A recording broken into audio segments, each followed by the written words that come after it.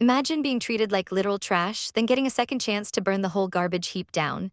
Crazy girl, trash, they scream as our poor heroine is pinned down by men who have zero respect for her. It's a nightmare scenario where she's completely helpless against her tormentors.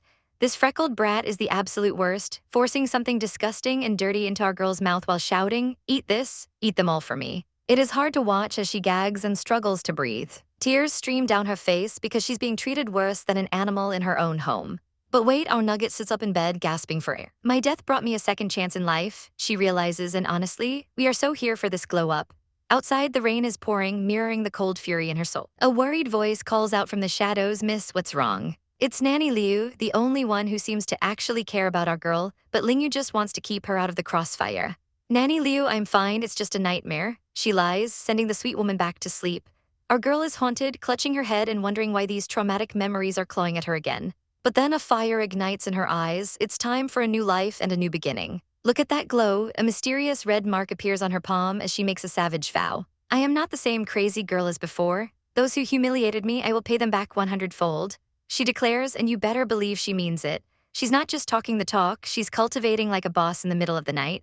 By morning, she's literally radiating power, and the revenge arc is officially loading. Nanny Liu comes in with washing water, but she's in for a massive shock. Meet the new and improved Lingyu, a 13-year-old beauty who is finally done playing the victim. She looks absolutely stunning and ready to take on the world. Of course, the trash takes itself out as the door is kicked open by a total brat named Yeking. He's the son of the 6th young master, and he's already running his mouth, calling her lowly and lucky. Nanny Liu tries to defend her, but this kid has no shame. "What, aunt? She's just a trash that nobody wants," he screams, pointing a finger like he's actually a big deal. As he rants, we see the hem of her robes. She's standing her ground. Lingyu's vibe goes icy cold as she stares him down and commands, "Say that one more time." Yeking just laughs like a maniac and starts insulting her mother, calling them both trash that made the family lose face. Our girl clenches her fist, the anger bubbling over. This triggers all those painful memories of being kicked and called cheap by the other servants. The trauma is real, and she can still hear their voices mocking her existence. "Enough is enough. If I don't cripple you tonight, I won't call myself Lingyu anymore," she snaps, her voice full of venom. The brat just scoffs, wanting to show this crazy girl the difference between a genius and trash. Beat her to death, the goons cheer, but our girl is more than ready. She delivers a strike so powerful it sends Yeking stumbling back in pure, unadulterated shock. Refining stage first layer, he gasps, realizing she's suddenly become incredibly strong. Lingyu just gives him a savage look and snarks, "So you do have some brain cells left." Yeking is fuming now, accusing her of secret cultivation and vowing to pay her back twofold. He charges up his splitting thunder fist, and the air starts crackling with electricity. "Miss, hurry and run," Nanny Liu screams in terror. But Lingyu doesn't flinch. She's actually been waiting for him to bring it. With a move so fast the brat can't even see it coming, she prepares to counter. Yeking is sent crashing into the wall, leaving a massive crack in the stone. Suddenly, the atmosphere shifts as a powerful, elegant figure appears on the scene. It's the Yi family's third miss, and her gaze is absolutely piercing. Everyone freezes as this powerful woman steps forward. The drama is just getting started, and with a mother who looks this fierce, you know things are about to get chaotic. We're left staring into those red eyes, wondering if she's an ally or a new threat. The room is a total disaster zone, with the wall cracked and guards scrambling to make sense of the chaos. "Yi Heng, you actually dared to injure me? My father won't let you off for this," the bratty noble screams, clutching his side in agony. But our queen isn't even flinching at his threats. "Your father amounts to nothing," she snaps back with ice in her veins. "If he comes over, I will beat him up just the same." The guards finally drag the screaming loser away, but he can't help but get one last pathetic shout in. "Just you wait, I will report you to grandfather," he shrieks. While the adults are being all dramatic, our girl Lingyu is in the back sticking her tongue out, knowing her mom just absolutely cleared. However, the victory feels heavy. Yi Heng looks down at her hands, her expression clouded with a sadness she's trying to hide from her daughter. Lingyu watches her closely, sensing the deep scars that haven't quite healed. Overwhelmed with emotion, Lingyu throws herself into her mother's arms, crying out, "Mother." Even the old nanny can't hold back her tears, sobbing with joy because both the miss and the young miss have finally recovered from their crazy state. Our girl is finally seeing a future where she doesn't have to hide. "Mother, I want to learn martial arts," Lingyu declares, her eyes burning with resolve. "I want to soar high into the sky and leave this place with you." Yi Heng face falls. She knows the world of cultivators is a meat grinder. "Martial arts is not easy and there will be lots of suffering," she warns. "It's not something you can succeed in just because you train every day." But Lingyu is done being the family's punching bag. "I won't give up," she vows. "I want them all to know I, Yi Lingyu, am not a crazy girl." As night settles over the quiet estate, a soft knock echoes through the room. "Lingyu, did you fall asleep yet?" her mother asks softly. She enters the room holding a beautiful, glowing plant. It's a gathering spiritual grass, a rare find that gathers natural energy to help speed up cultivation. Lingyu immediately worries about her mother's own injuries, but Yu admits that this grass won't help her. Only a grade 5 pill or higher can fix the damage she's carrying. Lingyu's heart sinks. Grade 5, that's basically a myth in a tiny backwater like Qifeng town. Her mother smiles sadly, knowing the impossibility of it all. Silly child, a grade 5 pill is hard to find even in the biggest cities, she sighs. For now, she just wants her daughter to rest. Tomorrow, I won't show you any mercy during your practice, she warns while tucking her in. She leaves with a gentle kiss on the forehead, wishing her child sweet dreams. As the house falls into a deep slumber, the spiritual grass on the windowsill begins to pulse with a strange, ethereal light.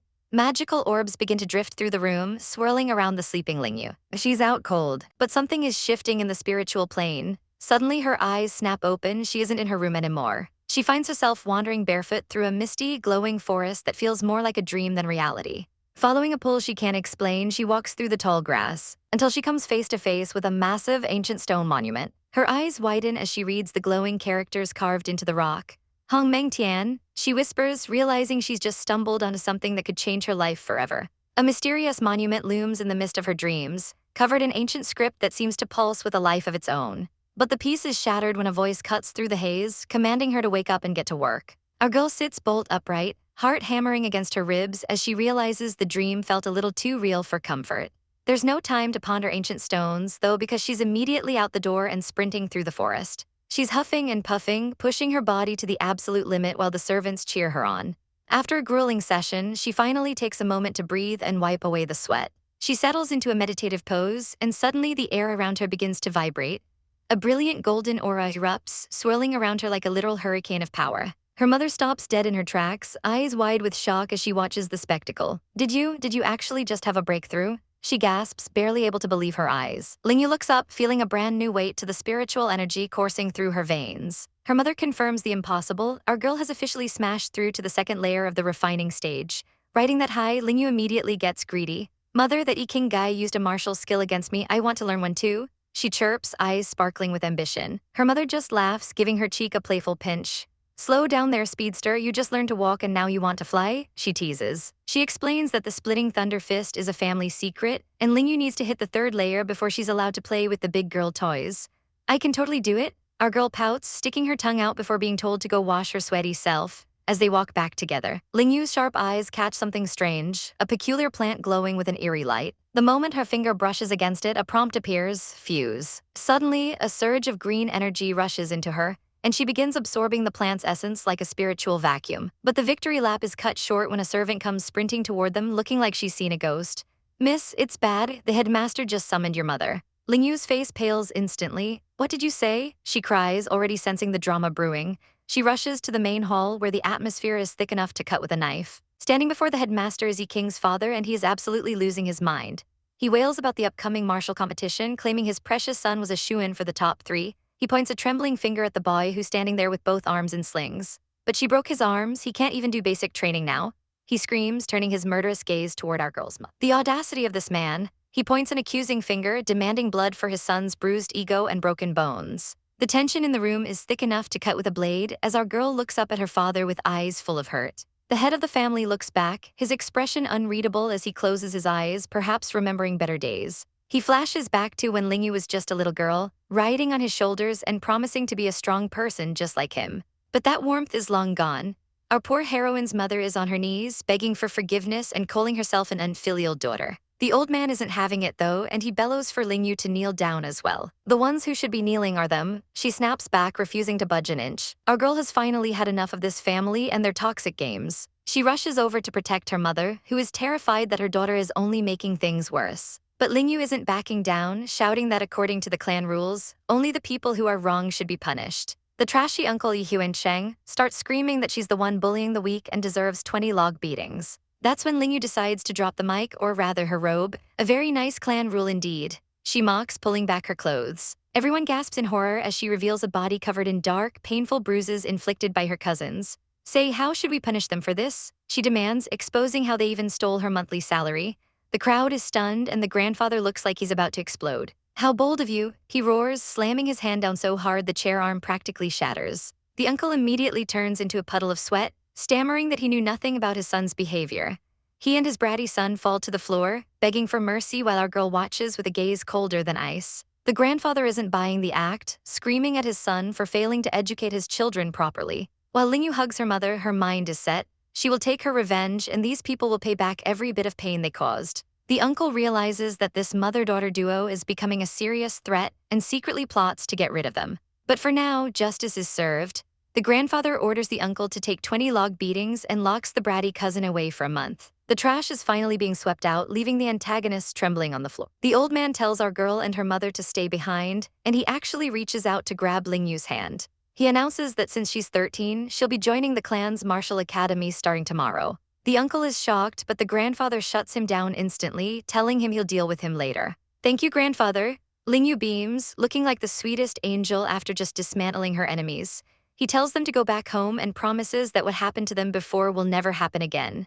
Our girl is walking on sunshine, finally feeling like they have a real protector in the house. She tells her mother that grandfather is actually soft-hearted and cares for them deeply. Her mother is a bit more skeptical, knowing he's likely protecting the clan's reputation as much as their bloodline, but she just smiles and tells her daughter not to be late for practice. "I promise I'll be on time." Ling Yu cheers, ready to start her new life as a martial arts prodigy. "Cheng, is that how you teach your son?" The old man bellows, his voice shaking the room. Our girl Ling Yu isn't backing down, though, clutching her mother and declaring that she'll be the one to take her own revenge. The grandfather stares at them, a cold chill running down his spine as he realizes this mother-daughter duo is becoming a serious threat that he needs to eliminate. For now, he plays the role of the stern judge, ordering 20 beatings for Cheng and a month of solitary confinement for the brat King. Everyone falls to their knees in submission. But the old man isn't finished. He grabs Ling Yu's hand and announces that since she's 13, she'll be attending the clan's martial academy starting tomorrow. While the rest of the family seethes in the background, Ling Yu puts on her best good girl act. "Thank you, grandfather," she chirps with a bright smile. He tells her to go home with her mother and promises that her past suffering won't happen again. Our heroine looks like the picture of innocence, even telling her mother that the old man is actually a big softie deep down. Her mother isn't totally buying the soft-hearted act, but she smiles and calls Ling Yu a little know-it-all. "Don't be late for practice tomorrow," she warns, pinching our girl's nose. Ling Yu beams, promising she won't miss a second of it. The next day at the academy, Ling Yu is already making waves. Her cousin Yinshuang offers to walk her home, but our girl has other plans. "I want to go take a stroll on the streets," she says, wanting to buy something special for her mom. Yinshuang pulls her clothes, looking worried. She warns Ling Yu that King is the type of brat who would hire thugs to jump her in an alleyway. According to her, King is just a weak fox, but his older sister Lian is the real tiger to watch out for. Their gossip session is cut short by a terrifyingly buff teacher, and the girls quickly scamper off. Now on her own, Ling Yu heads into the bustling city. She starts counting her meager savings, but it's just not enough. "I wish I had an extra tail," she sighs, feeling the weight of her empty pockets. But she hardens her resolve. For her mother's sake, she has to find the medicine that can cure her. Covering her face with a red hood to avoid being recognized, she sneaks into a local pharmacy. She waits her turn as other customers complain about the prices of spiritual herbs. Finally, our girl steps up to the counter, ready to make a deal and sell her own spiritual gathering herb to get the funds she desperately needs. The pharmacy clerk looks at our girl's herb with pure disdain, scoffing that they don't take unknown herbs in a shop like this. He literally waves her off like she's a beggar, showing zero respect for the grind.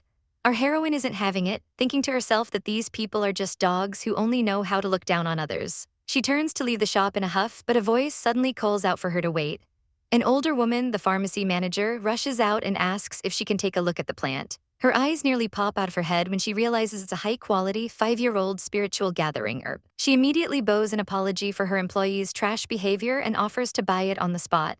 She lays out a pricing scale, offering a massive 800 taels for the 15-year-old varieties. Our girl doesn't hesitate for a second, shouting "deal," before they can change their minds. With a bag full of 1,000 taels, she heads home, though she knows she still needs a lot more if she wants to buy a grade 5 pill.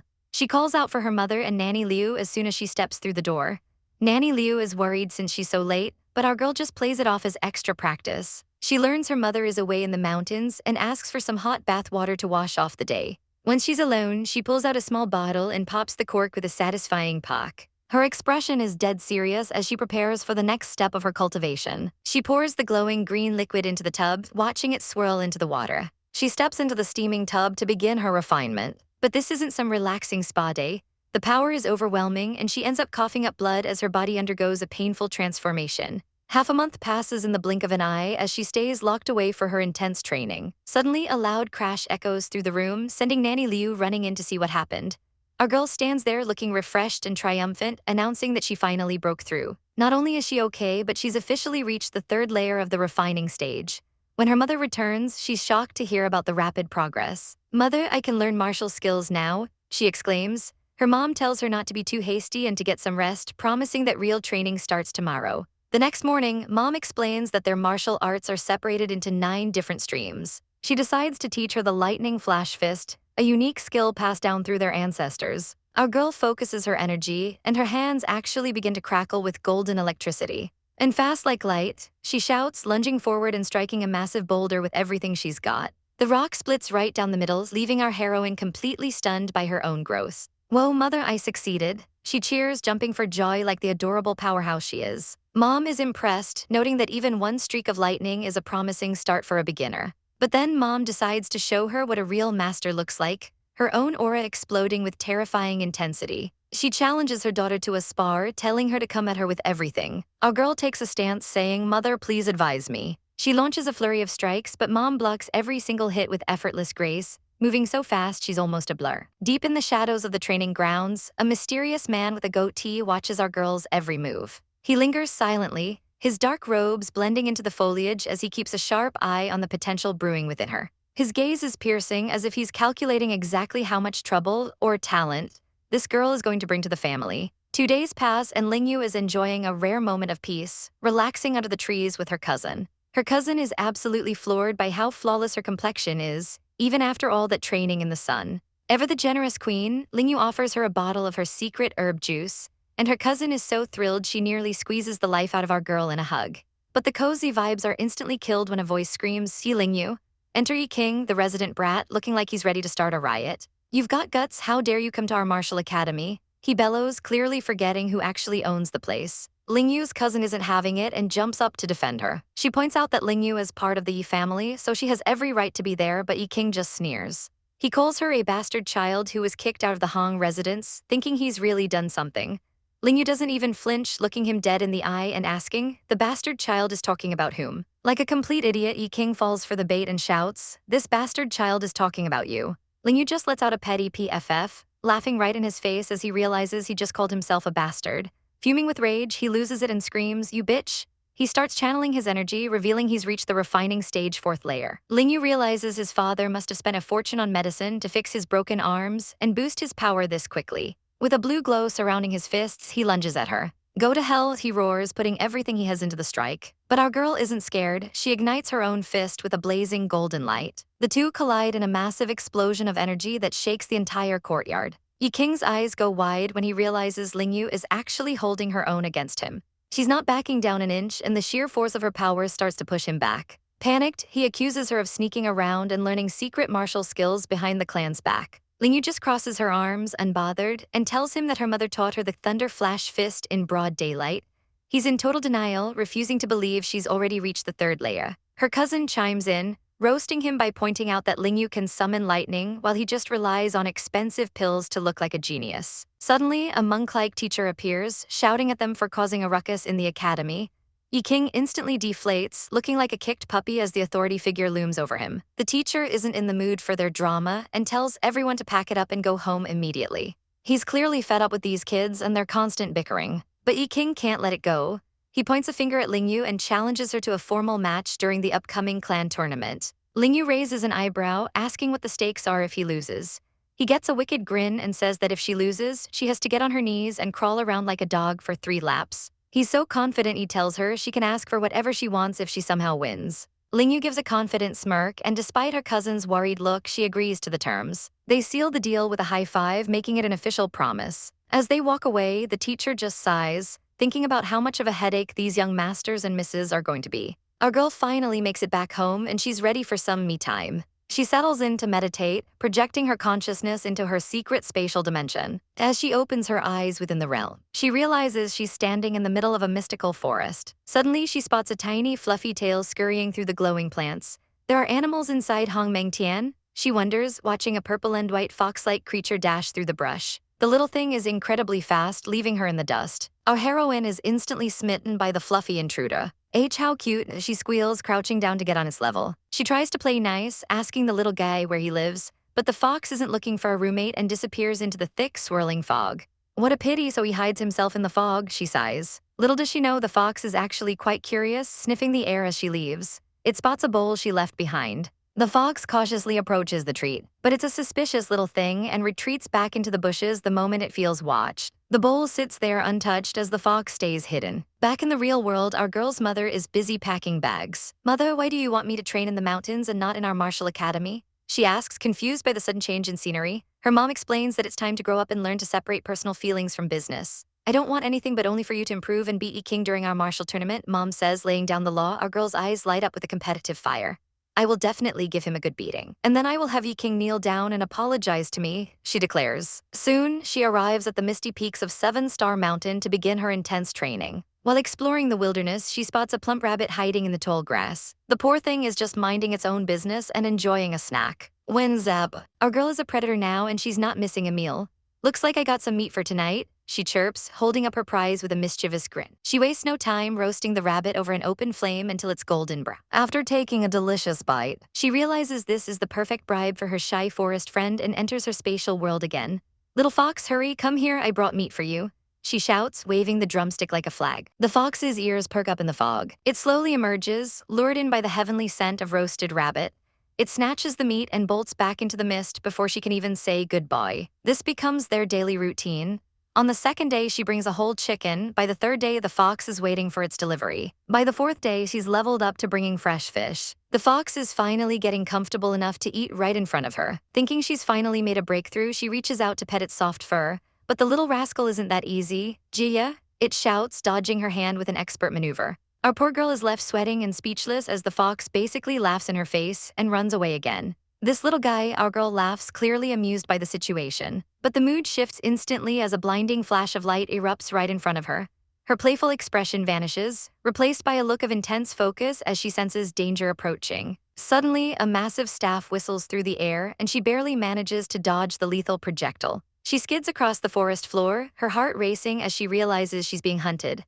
According to the ancient chronicles, she's just stumbled into the domain of an iron gibbon, a demonic beast known for its insane strength and even worse temper. And trust me, this monkey is definitely not in the mood for guests. "Looks like I stepped into his territory by accident," she mutters, just as the beast lets out a deafening roar and lunges straight for her. She narrowly avoids a swipe that would have crushed her skull, the creature's hand smashing a hole straight through a massive tree instead. This thing is absolutely livid, its eyes glowing with a murderous red light as it prepares its next move. It isn't just using its fists anymore. The gibbon rips a literal tree trunk out of the ground and swings it like a baseball bat. The force of the blow sends a shockwave through the clearing, nearly taking her out. Explosions of dirt and wood fill the air as our heroine realizes she can't win this fight head-on. She turns tail and sprints through the dense forest with the roaring beast hot on her heels. Thinking fast, her eyes lock onto a potential escape route. It's a dark, gaping hollow in the base of a massive tree. Without hesitating, she dives headfirst into the hole. But it's a lot deeper than it looks. She goes into a terrifying freefall, screaming as she plunges into the dark abyss. Outside, the iron gibbon is left fuming, pounding its chest and roaring in frustration because its prey just pulled a disappearing act. "Aya," she cries out, hitting the hard ground with a painful thud. Once she catches her breath, she lights a torch to survey her surroundings, only to find the cave is a literal graveyard filled with bones and animal skulls. But then she spots something much more interesting, a collection of large ceramic jars. "Aren't these the iron gibbon's hidden stash?" she realizes, leaning in for a closer look. She takes a quick sniff and nearly faints from the sheer power of the aroma. "Wow, these wine can actually increase my spiritual energy. These are good stuff," she cheers. Since she's trapped anyway, our girl decides to help herself, chugging the rare spiritual wine like it's water.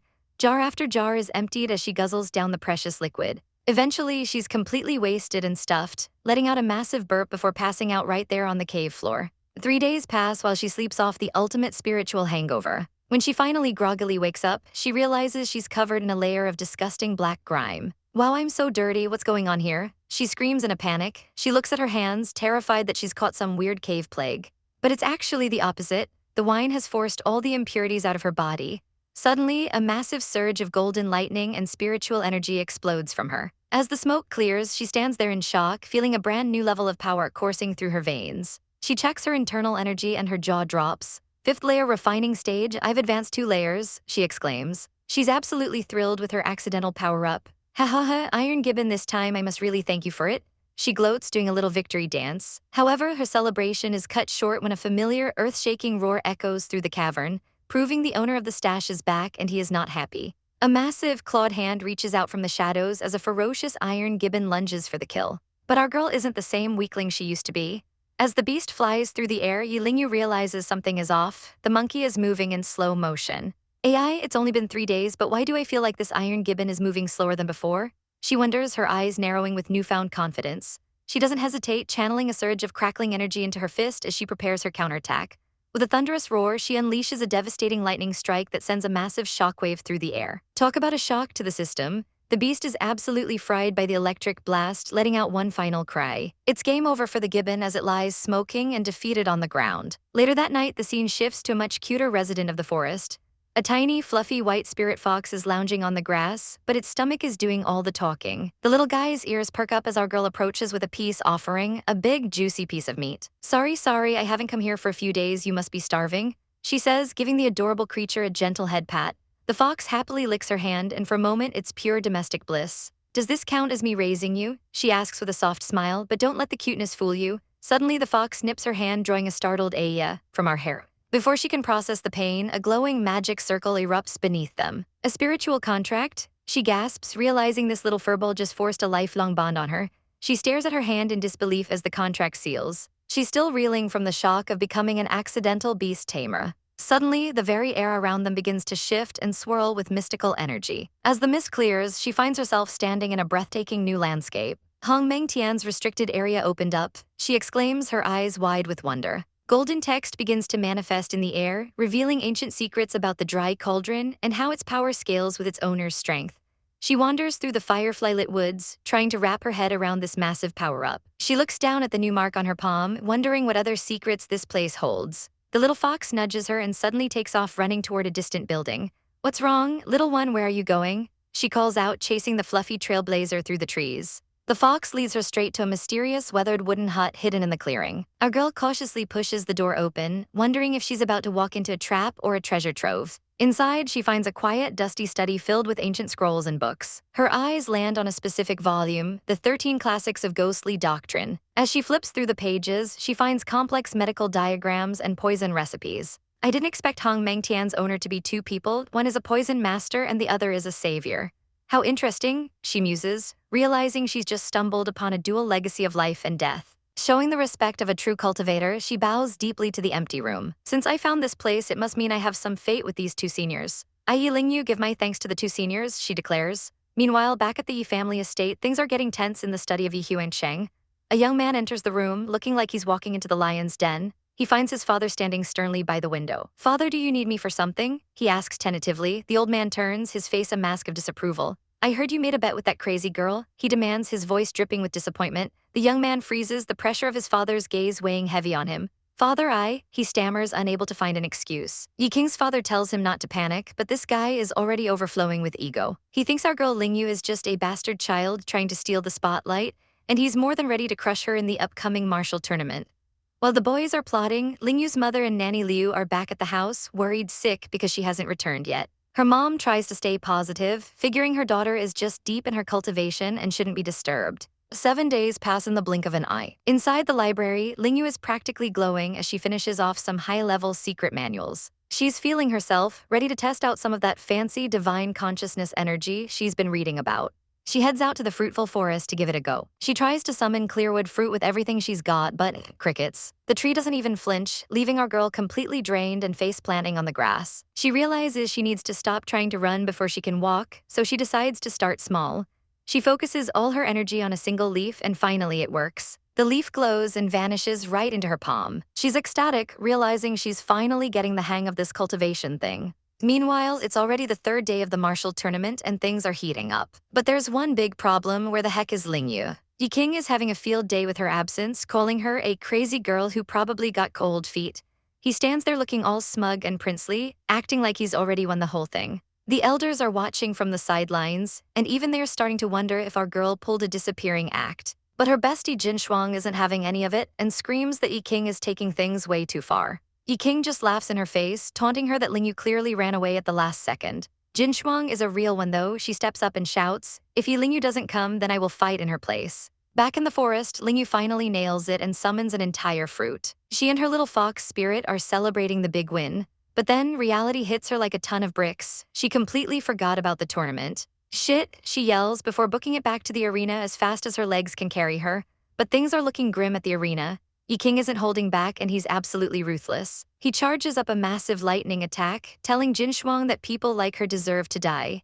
He unleashes a brutal blast that sends the poor girl flying through the air. Jin Shuang hits the ground hard and Yi King stands over her like the total villain he is. "Your opponent is me," he snarls, looking for any excuse to finish her off. Our girl arrives at the tournament looking like she just crawled out of a war zone, but she's still radiating that main character energy. The crowd is already gossiping, wondering why the Yi family's third Miss daughter is covered in dirt. Her loyal friend Yin Shuang is the only one thrilled to see her back in one piece. Ling Yu takes one look at her and realizes her friend has been suffering in her absence. But of course, the resident jerky king can't keep his mouth shut for even a second. "What a pity you're late. Today is the last day of the martial tournament. You're going to lose for sure," he sneers. Our girl just gives him a look that says, "Watch me," while Yin Shuang steps aside to let the professional work. Ling Yu reminds everyone of the clan rules. Newcomers can challenge any of the top 10 participants. She points a finger right at his smug face and declares, "The first person I'm going to challenge is you." The battle kicks off with enough electricity to power a small city. Yi King tries to move fast, but he's already lagging behind. Ling Yu unleashes a technique that leaves him absolutely speechless. 5 lightning strikes, he screams, realizing he's about to get cooked. A massive explosion of power rocks the stage and the light is freaking blinding. Yi King is sent flying through the air like a discarded toy. He hits the ground with a sickening thud and the impact is so brutal it shatters the pavement. He's literally coughing up blood, his ego bruised even worse than his ribs. "Impossible," 5th Dao lightning strikes. He wheezes, unable to believe he just got schooled by the girl he looked down on. Ling Yu stands over him like a total queen and tells him to accept his loss. She isn't finished with him yet though. "Are you going to break your promise?" she demands. Suddenly, Yi King tries to play the "we're family" card. "We are cousins after all," he whines. Our girl isn't buying it for a second. She reminds him of all the times he bullied and humiliated her. His father, Yi Huancheng, watches from the sidelines, his face turning a lovely shade of furious. Ling Yu dangles his precious jade in front of him, mocking his desperation. "You want your jade back? Then crawl on the ground like a dog for one lap and I'll give it to you," she commands. This sends his father into a murderous rage. "You bastard child, put down the black spiritual jade," he roars, launching a high-level attack at a teenager because he has zero chill. The attack is inches away from hitting her. But then a massive explosion of light clears the stage. Out of the smoke, a stunning and powerful woman appears, shielding our girl from the blast. It's Ling Yu's mother, Yi Huangyu, and she's back with a vengeance. She looks at the man who just tried to kill her daughter and snarls, "For what reason can you act so violent?" He's stunned, but she shuts him down immediately. "Based on the fact that I knocked you off the stage with a single slap," she retorts. The crowd is losing their minds because the legendary third miss has finally returned to reclaim her place. Even the family head has to step in to stop the bickering before things get even bloodier. "Yi Huancheng, your son lost and you call it bickering?" Our girl spits, her eyes flashing with rage. She isn't about to let this slide, demanding to know if he thinks his son is the only precious child while her daughter is as lowly as grass. Finally, the big boss has heard enough and shouts for silence. He declares that since Yi King lost, he has to man up and uphold the bet. The brat tries to cry out to his grandfather, but the old man isn't playing favorites today. "You are not allowed to interfere with this matter," he commands, leaving Yi King face down in the dirt. The crowd isn't exactly sympathetic, whispering that it's about time someone humbled the arrogant bully. Our poor heroine watches as the boy literally coughs up blood, crawling away in total disgrace. But before he can suffer any more public shame, his father rushes in to scoop him up. He shoots a murderous look at our girl, growling, "You too," before making a quick exit with his tail between his legs. With the trash cleared out, our girl turns to her daughter with a soft smile. "You did very good today," she says, giving Ling Yu a well-earned head pat. But wait, the drama isn't over yet. A new girl, Yining, steps onto the stage, her body crackling with green energy. She looks Ling Yu right in the eye and asks for a match. Our girl checks in with her daughter, and Ling Yu is more than ready to show what she's made of. "Do your best," Mom whispers, stepping back as the two girls square up. The atmosphere gets heavy as they prepare to clash. "I will give it my all," Yining shouts, and Ling Yu matches her energy with a cool ditto. They charge at each other like lightning. Ling Yu's hand begins to glow with a terrifying orange light as she readies her lightning flash fist. Even the elders are leaning in now, impressed that these two are pulling out high-level techniques like Rift Valley Claw. A massive explosion rocks the arena as their powers collide. The force is so strong it sends Yining flying backward into the air. Ling Yu sticks the landing like a pro. The observers are absolutely floored when they realize our little genius has reached the 4th layer of the refining peak stage. The crowd erupts into cheers as Ling Yu is declared the winner, and her friend immediately tackles her in a celebratory hug. I didn't make you lose face, right? Ling Yu giggles, looking more like a happy child than a deadly martial artist. Even Yining is a good sport about it, admitting she's a bit ashamed of herself but promising a rematch in the future. As they head back to their quarters, the servants are thrilled to see them. However, Ling Yu notices her mother looking a bit tense. The maid quickly reassures her that her mom isn't mad. She was just worried sick the entire month her daughter was away in the mountains. The sound of her mother's heavy coughing echoes through the thin walls, a constant reminder of the clock ticking down. Our girl knows she needs to make bank as soon as possible to buy the medicine that will save her mother's life. Back in the quiet of her room, she pulls out her latest prize, though she isn't impressed at first.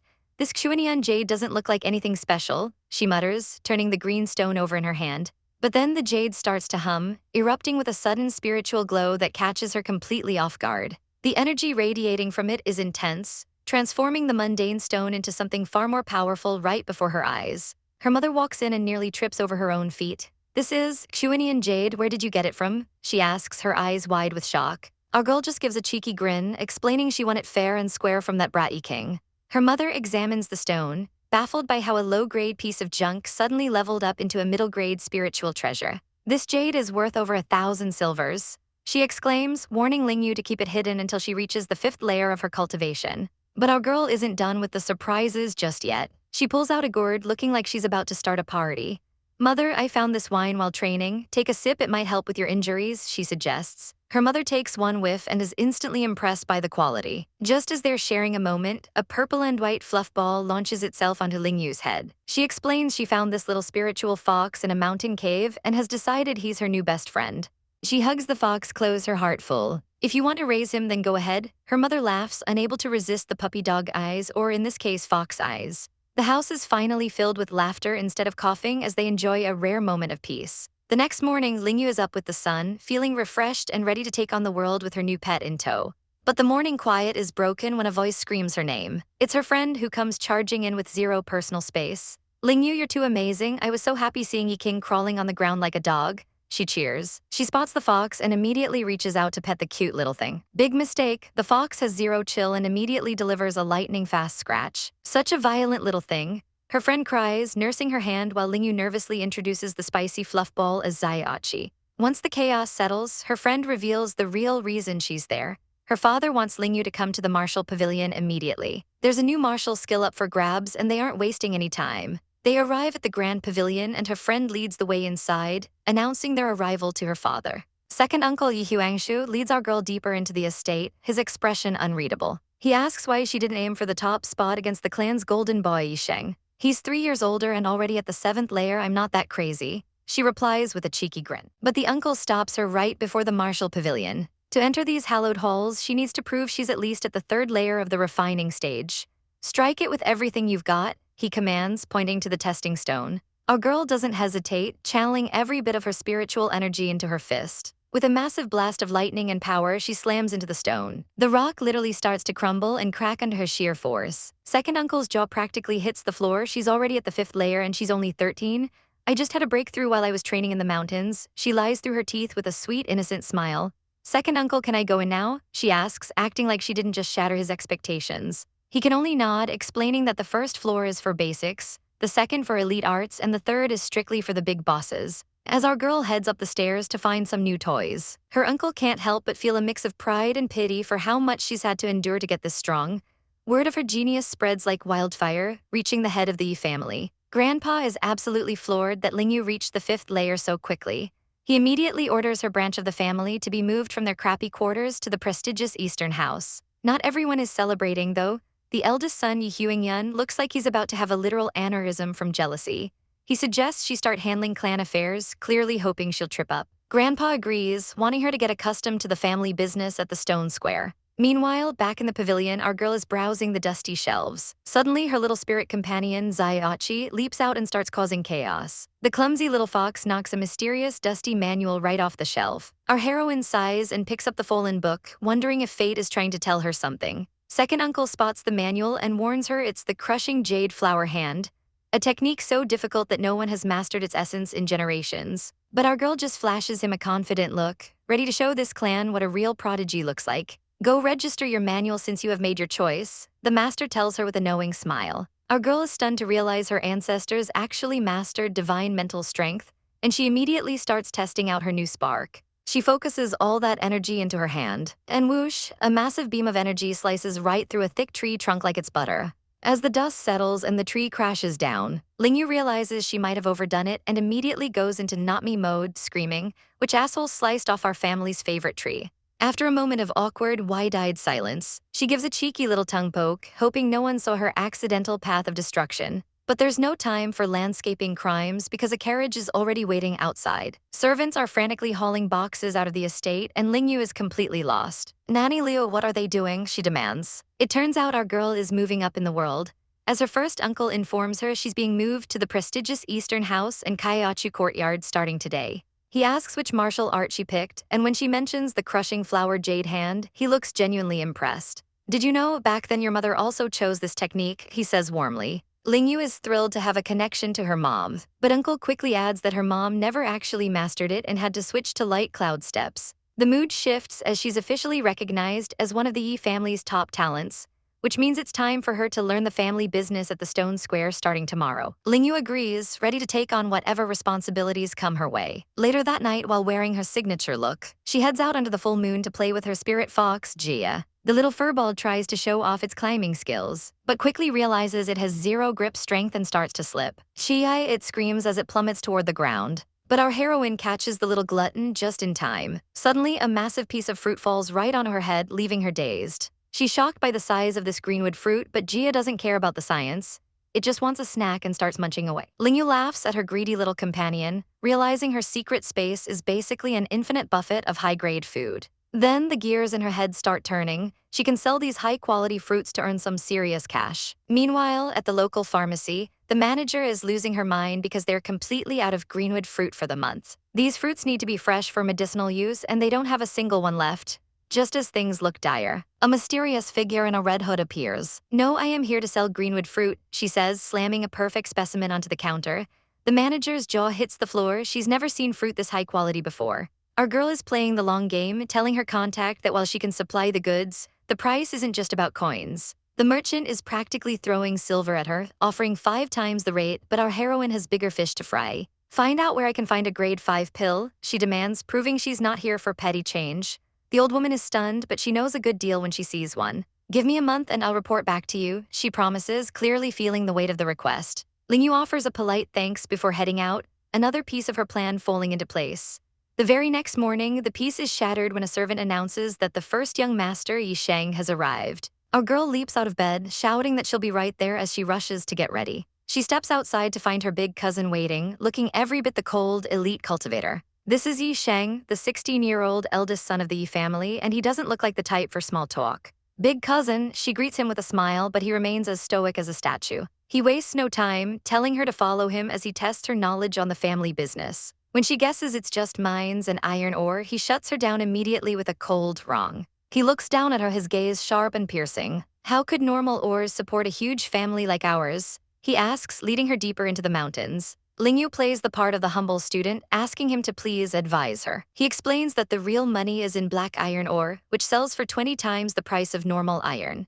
But there's a catch: it takes serious cultivation to even cut the stuff, requiring a 5th-layer refining stage just to process it. They arrive at the family's processing facility, a place buzzing with heat and hard labor. The workers all stop to bow, greeting the first young master with total respect. Yi Sheng tells her he has matters to attend to and leaves her with a pile of rocks to study. Lingyu stares at the samples, trying to tell the difference between the trash and the treasure. The rhythmic sound of hammers fills the air as the blacksmiths work their magic. She picks up a piece of ore, feeling something different about it. As she holds it, her inner senses kick in, and the stone begins to glow with a faint light. 50% purity, wow, amazing, she whispers, realizing her talent is far beyond normal. Meanwhile, a merchant is outside bragging to Yi Sheng that they hit a rare record of 40% purity this time. If only he knew our girl was holding something even better in the palm of her hand. This greasy merchant is laying it on thick, claiming the Song family is already knocking on his door for these ores, and he's only willing to part with them for a cool 20,000 gold. Big cousin is clearly feeling the pressure, looking like he's actually considering this shady deal. He tells the man they can't drop that much cash instantly, but offers a 5,000 gold deposit to lock it in. The merchant is practically drooling, agreeing to give them 3 days to cough up the rest. Just as the deal is about to be sealed, the merchant lets slip an absolutely diabolical smirk, but our girl Lingyu is already 2 steps ahead. She lunges forward, shouting, "Wait, big cousin, let me take a look at those raw iron ores first." Big cousin is totally baffled, snapping at her to stop talking nonsense, but Lingyu isn't asking for permission. With a lightning-fast strike, she hits his meridian points to freeze him right in his tracks. His arm goes completely numb, leaving him staring at her in total shock. Our heroine doesn't waste a single second, diving straight toward the box of supposed treasures. She reaches in and grabs a chunk of the ore, a cold HMPH escaping her lips. She brings the rock close to her face, her eyes narrowing as she inspects the goods. It looks real enough to the naked eye, but she can feel the truth. With a look of pure disgust, she thinks about how scrupulous this scam is before she literally crushes the rock with her bare hand. "Aya, is this really a black iron ore?" she asks mockingly. "How come it's fragile like tofu? It breaks into pieces the moment I squish it." Everyone in the room is frozen in disbelief as the fake ore crumbles into dust in her palm. Big cousin's face turns pale as he realizes he was seconds away from flushing the family fortune down the drain. He explodes in a rage, screaming, "Insolence! It's fake! Servants come, tie this charlatan down." The merchant's smug face vanishes, replaced by pure terror as he realizes the game is up. But before they can get any real answers, the man starts trembling violently. Within seconds, blood is dripping from his mouth. It looks like the mastermind behind this scam didn't leave any room for loose ends. Later, the atmosphere in the main hall is heavy enough to choke a horse. Big cousin is on his knees, bowing his head in total shame before the family head. The old man is absolutely livid, smashing a teacup against the floor in a shower of porcelain shards. Big cousin can only stay silent as another family member tries to defend him, pointing out that even he thought the fake ores looked incredibly real. The higher-ups realize they've been targeted by someone very dangerous. The mastermind behind this incident is too thorough, one of them notes, explaining that all the involved merchants killed themselves to keep the secrets buried. The family head turns his piercing gaze toward our heroine, demanding to know how she realized the ores were fakes. Lingyu stands there looking like the picture of innocence. She puts on her best "I'm just a lucky girl" act, giggling that she just had a feeling something was off with the merchant's expression and decided to test him. The headmaster stares at her, wondering if she really just got that lucky, but he can't deny she saved them from a massive disaster. He tells her that regardless of how it happened, she's accomplished something huge and asks what reward she wants. While she thinks, a dark thought crosses the mind of one of the men nearby. "I can't let this girl live." Oblivious to the murder plot brewing next to her, Lingyu clasps her hands and asks if she can work in the stone square. The headmaster looks surprised for a moment but quickly agrees, telling her to grab an insignia from her uncle so she can come and go as she pleases. Finally stepping outside, Lingyu lets out a long, exhausted sigh. But she's quickly interrupted by Big Cousin, who has followed her out. He bows deeply, his voice full of genuine emotion as he says, "Lingyu, thank you." Our girl just waves it off with a smile, telling him they're family and there's no need for all that formality. He promises her that if she ever needs help in the future, all she has to do is ask. She gives him a bright, winning smile, thanking him in advance. Meanwhile, over at the Song family's village, things are not going nearly as well. The Song headmaster is absolutely losing it, slamming his hand onto a table with enough force to crack the wood. "What do you mean our plan failed?" He roars, demanding to know what his subordinates were doing. His servants can only tremble before him, begging him to quell his anger while the table literally shatters under his fury. "It's fine," he says with a chillingly calm wave of his hand. This shady character is clearly up to no good, boasting that since he's already taken the money, he'll make sure a disaster hits the family no matter what it takes. His co-conspirator practically drools at the thought, laughing that with this expert's help, the family is basically history. "Just wait until Igu's 55th birthday," he sneers, as the two share a truly wicked smile that screams villain arc. Fast forward to the next day at the stone square. A girl is hard at work, focusing all her attention on a mysterious stone mirror. She can feel it, the pot energy is finally growing. An entire month passes by in the blink of an eye as she hones this power. She returns to the square and is greeted warmly by the locals. "Young miss, good morning," they cheer and our girl gives them a sweet wave. But the peaceful vibes are shattered when a terrified scream rips through the air. "Hurry, run," people shout, scrambling for their lives. A panicked man grabs her, warning, "Don't go over there, there's a wild dog biting everyone." And he wasn't kidding, this thing is a nightmare with glowing red eyes and literal foam at the mouth. Everyone is losing their minds, screaming for her to stay away, but our girl isn't alone. Her tiny companion Gia pops out with a determined chirp. "Zai-achi," she cries as the little furball leaps into action. The beast growls, ready to tear them apart. But Gia isn't just a cute pet, the little fox lets out a piercing cry.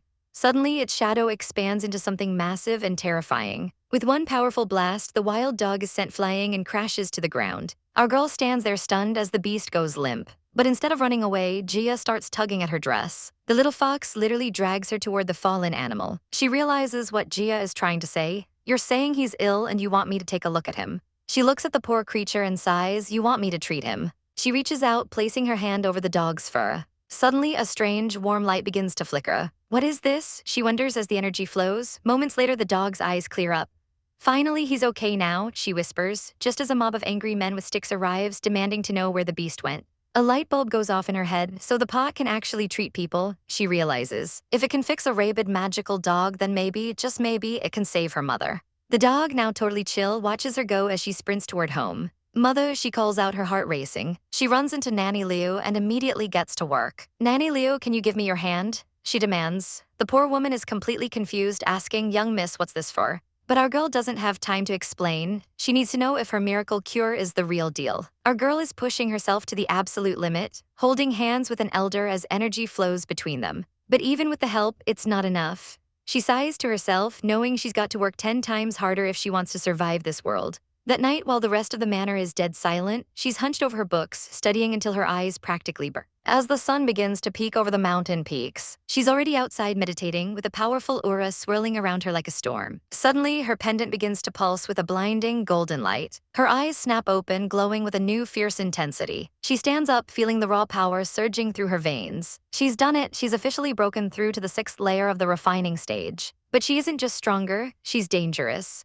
She steps out into the morning air and watches as literal lightning begins to sizzle and pop in the palm of her hand. She focuses every ounce of her new strength and lets out a devastating strike. 6th Tao thunder-splitting lightning fist, I've succeeded in learning it. She shouts as the ground practically trembles beneath her. Looking at the shattered rocks at her feet, she can't help but beam with pride. I finally succeeded. She cheers, doing a little victory dance because our girl is officially a powerhouse now. A servant greets her with a warm smile, and our heroine excitedly tells her she's off to see her mother. But first, she has a secret errand to run. She sneaks into the kitchen, peeking around the corner like a little ninja. She's been secretly borrowing ingredients to make a special tonic.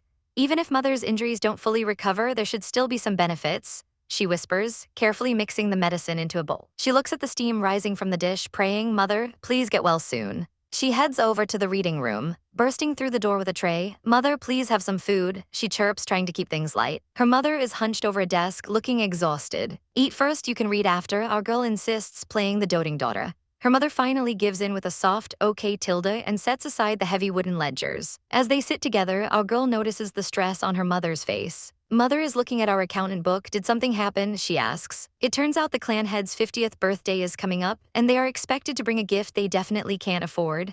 Our girl just gives her mom a giant squeeze. Mother, don't you worry, I will prepare a big gift for our clan head, she declares. Her mom thinks she's just being cute, but our girl has a plan. She just winks and says, Mother, you will know when the time comes. 5 days pass in the blink of an eye, and the Yi family estate is buzzing with excitement. It's the clan head's big birthday bash, and everyone who's anyone is showing up at the front gate to pay their respects. The air is thick with forced smiles as guests pour into the mansion, shouting their congratulations to the master of the house. But inside, our girl Ling Yu is busy playing stylist for her mom. She insists that simple and elegant just won't cut it for a day this important. She wants her mother to bloom brighter than the gardens outside, reminding her that normal colors are a total no-go for a party this big. Mom tries to protest, asking if they can just skip the theatrics, but Ling Yu isn't having it. No, Mother, at least take a look first. She insists, her eyes sparkling with a secret plan. She reveals a stunning, vibrant red robe embroidered with majestic cranes. It's a masterpiece that leaves her mother absolutely speechless, as she realizes her daughter has been planning this glow-up for a while. Meanwhile, the reception hall is packed to the rafters with guests gossiping and laughing. Suddenly, the announcer's voice booms through the hall, Yi family's third miss has arrived. Every head turns as our girl and her mother make their grand entrance, serving looks that could kill. Her mother is the picture of grace, draped in that breathtaking red silk. Beside her, Ling Yu looks equally sharp, ready to take on the world and any haters in it. The crowd starts whispering, wondering when the town suddenly got so blessed with such beautiful people. Some of the local gossips recognize her as the one who married into the Hong family, but Ling Yu gives them a look that says, shut up or find out. She's interrupted by her snarky relative, Yi Sheng, who starts chirping like a bird, clearly annoyed by their presence. The tension is so thick you could cut it with a sword, as the younger generation trades glares in the background. He calls her a crazy woman, but she just brushes it off with a cold HMPH. The announcer signals the start of the ceremony. The clan head sits on his throne as the eldest son brings his family forward to offer their well wishes. They perform a deep bow, presenting a small, ornate box. When the grandfather opens it, his eyes nearly pop out of his head. It's 50% pure steel. The guests are losing their minds because refining steel to that level of purity is basically a massive flex of wealth and power.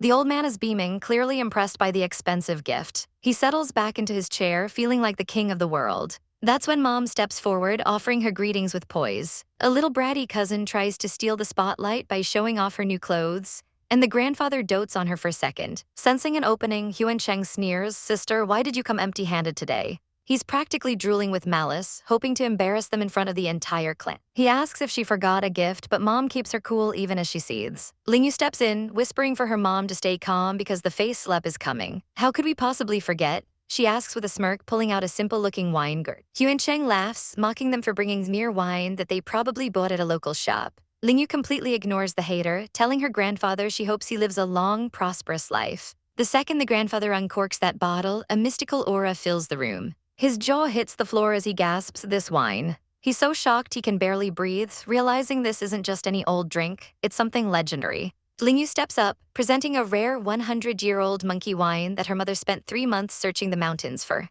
Grandfather is absolutely thrilled, laughing that it's the best gift he's received all day. He tells Yu's mom, Yu, to go ahead and take a seat while he enjoys the tribute. Our girl is just happy to see her grandfather smiling. But of course, there's always one hater in the crowd burning with jealousy as they watch the warm family moment. Yu heads over to join her friend, who's already waving her down at the kids' table. "You were amazing," her friend chirps, pointing out how the fourth uncle looks like he just swallowed a pile of trash. They share a laugh over the petty family drama. But the mood quickly shifts when her friend leans in to whisper a warning. Suddenly, the doors swing open as an uninvited guest crashes the party. It's Song Wanchi, the head of the Song family, and he's got the audacity to say he just invited himself for some wine. Master Yi keeps it polite, but Yu's friend warns her that this guy is absolute poison. Apparently, the Yi and Song families have been bitter enemies for years, constantly fighting over a lucrative mine in the 7-star mountain. Yu notices a suspicious guy lurking behind Song Wanchi, and she can feel his creepy gaze lingering on her. Her mom notices too, quickly blocking her view.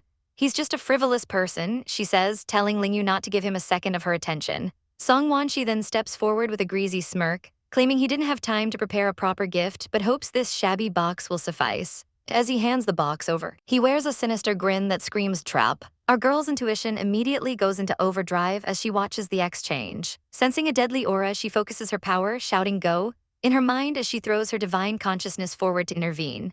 Just as Master Yi opens the lid, a lethal blade shoots out with lightning speed. It's a literal assassination attempt in the middle of a birthday banquet.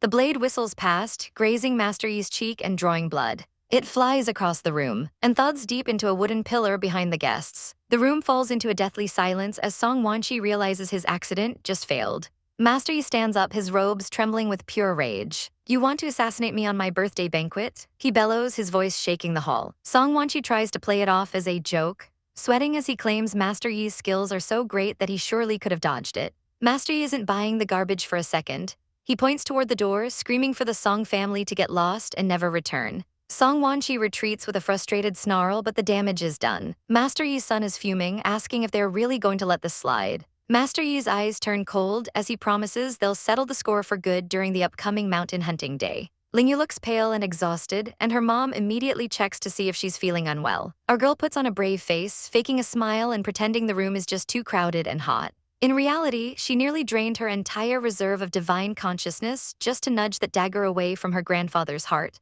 She's the family's secret guardian angel, even if nobody knows it yet. The palace halls are eerily quiet as the servants go about their chores, unaware of the shadow in their midst. Our girl isn't here for a tea party. She's decked out in her stealth gear, scouting the area for any hidden threats. Suddenly, the air whistles with the sound of incoming blades as a hidden trap is triggered. She barely has time to react as a lethal dagger flies straight for her, but she ducks just in time. She drops low, her eyes narrowing as she realizes she's walked right into an ambush. With lightning-fast reflexes, she reaches out to intercept the weapon. The steel rings out with a sharp clang as it strikes the wall beside her. She picks up the blade with a smirk, noting that Song Wanchi was actually generous enough to send a high-quality steel dagger her way. Standing tall, she isn't just going to take this lying down. She channels her inner energy, and the blade begins to glow with a menacing orange flame. "The Song family is sure venomous," she mutters, her eyes cold as she realizes the lengths they'll go to kill her. She watches the flaming weapon hover, her gaze promising a brutal retaliation.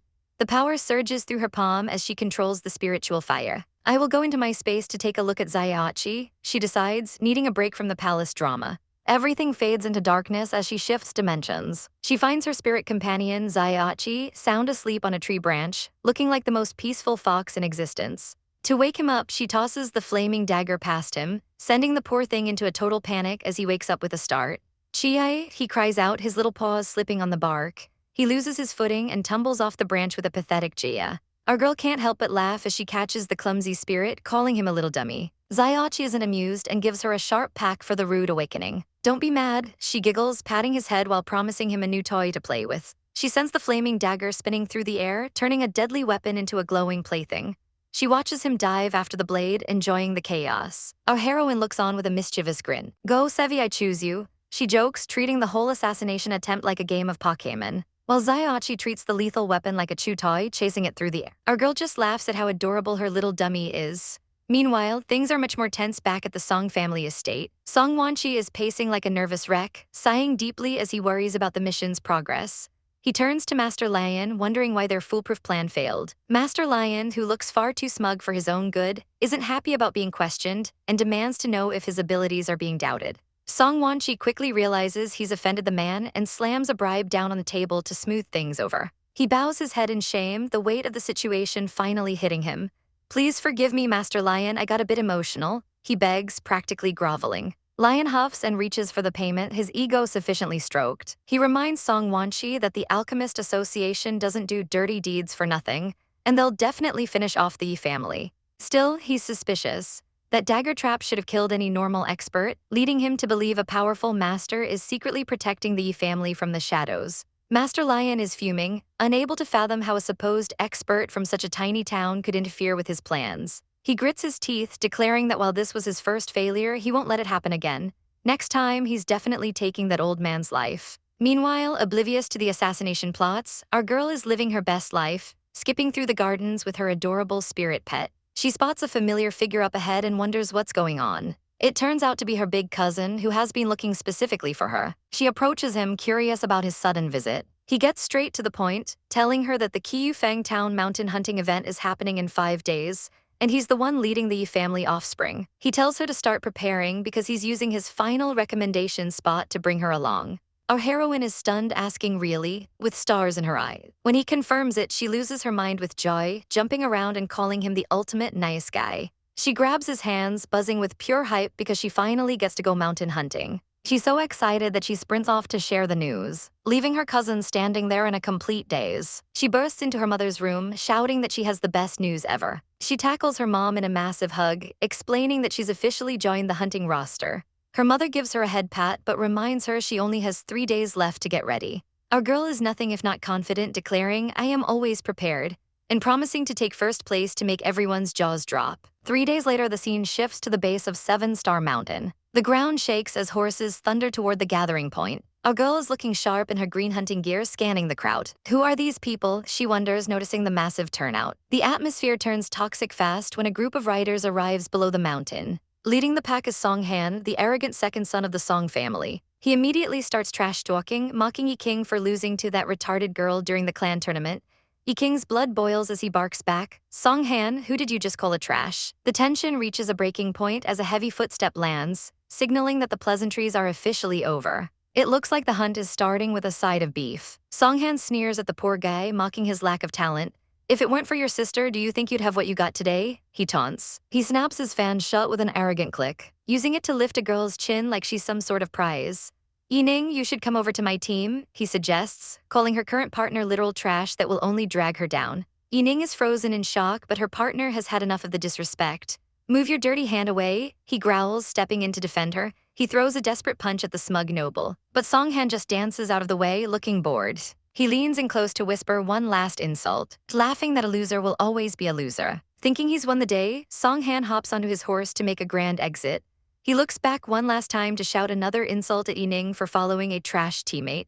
But he didn't notice our girl Yilingyu watching from the sidelines. She quietly picks up a heavy stone, winds up her arm, and lets it fly. The rock hits the horse's leg with a sickening thud, causing the beast to rear up in pain. Song Han's cool exit is ruined as he's sent flying through the air, landing face first in the mud. Who ambushed me? He screams, scrambling to sit up and looking like a total mess. A boot steps right in front of him and he looks up to see Lingyu looking down at him with pure disdain.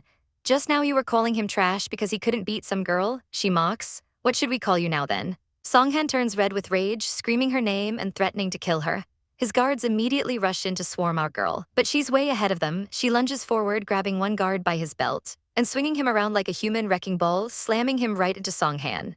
She tosses the guard aside like he's nothing more than a piece of trash, her eyes glowing with a dangerous light. Song's second young master isn't as skilled as other people and would even take out your anger on your own guards, huh? She teases, her voice dripping with sarcasm. The rest of the guards try to surround her, but she's a blur of motion, delivering a high-flying kick that knocks their heads together with a satisfying crack. Songhan is absolutely losing his mind now, screaming, "You want to die." He charges at her with everything he's got, but Yi Lingyu isn't backing down. A massive, fiery aura erupts around her as she taps into her hidden power.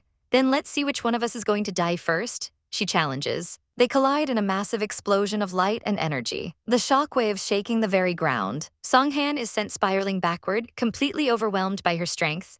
Yi Lingyu stands her ground, wreathed in flames and looking like a literal goddess of war. Songhan hits the dirt for the second time today, groaning in agony. Before he can even think of moving, our girl plants her boot firmly on his back. "It hurts like hell, mercy," he whimpers, his tough guy act completely evaporated. "Beg me," she demands, looking down at him like the insect he is. He actually starts sobbing for mercy, while Yining and the others watch from the side, their jaws on the floor.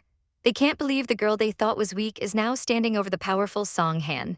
Suddenly, a booming voice commands them to stop. A massive horse gallops into the clearing, nearly trampling the area. Yi Lingyu narrows her eyes, sensing a much stronger presence approaching.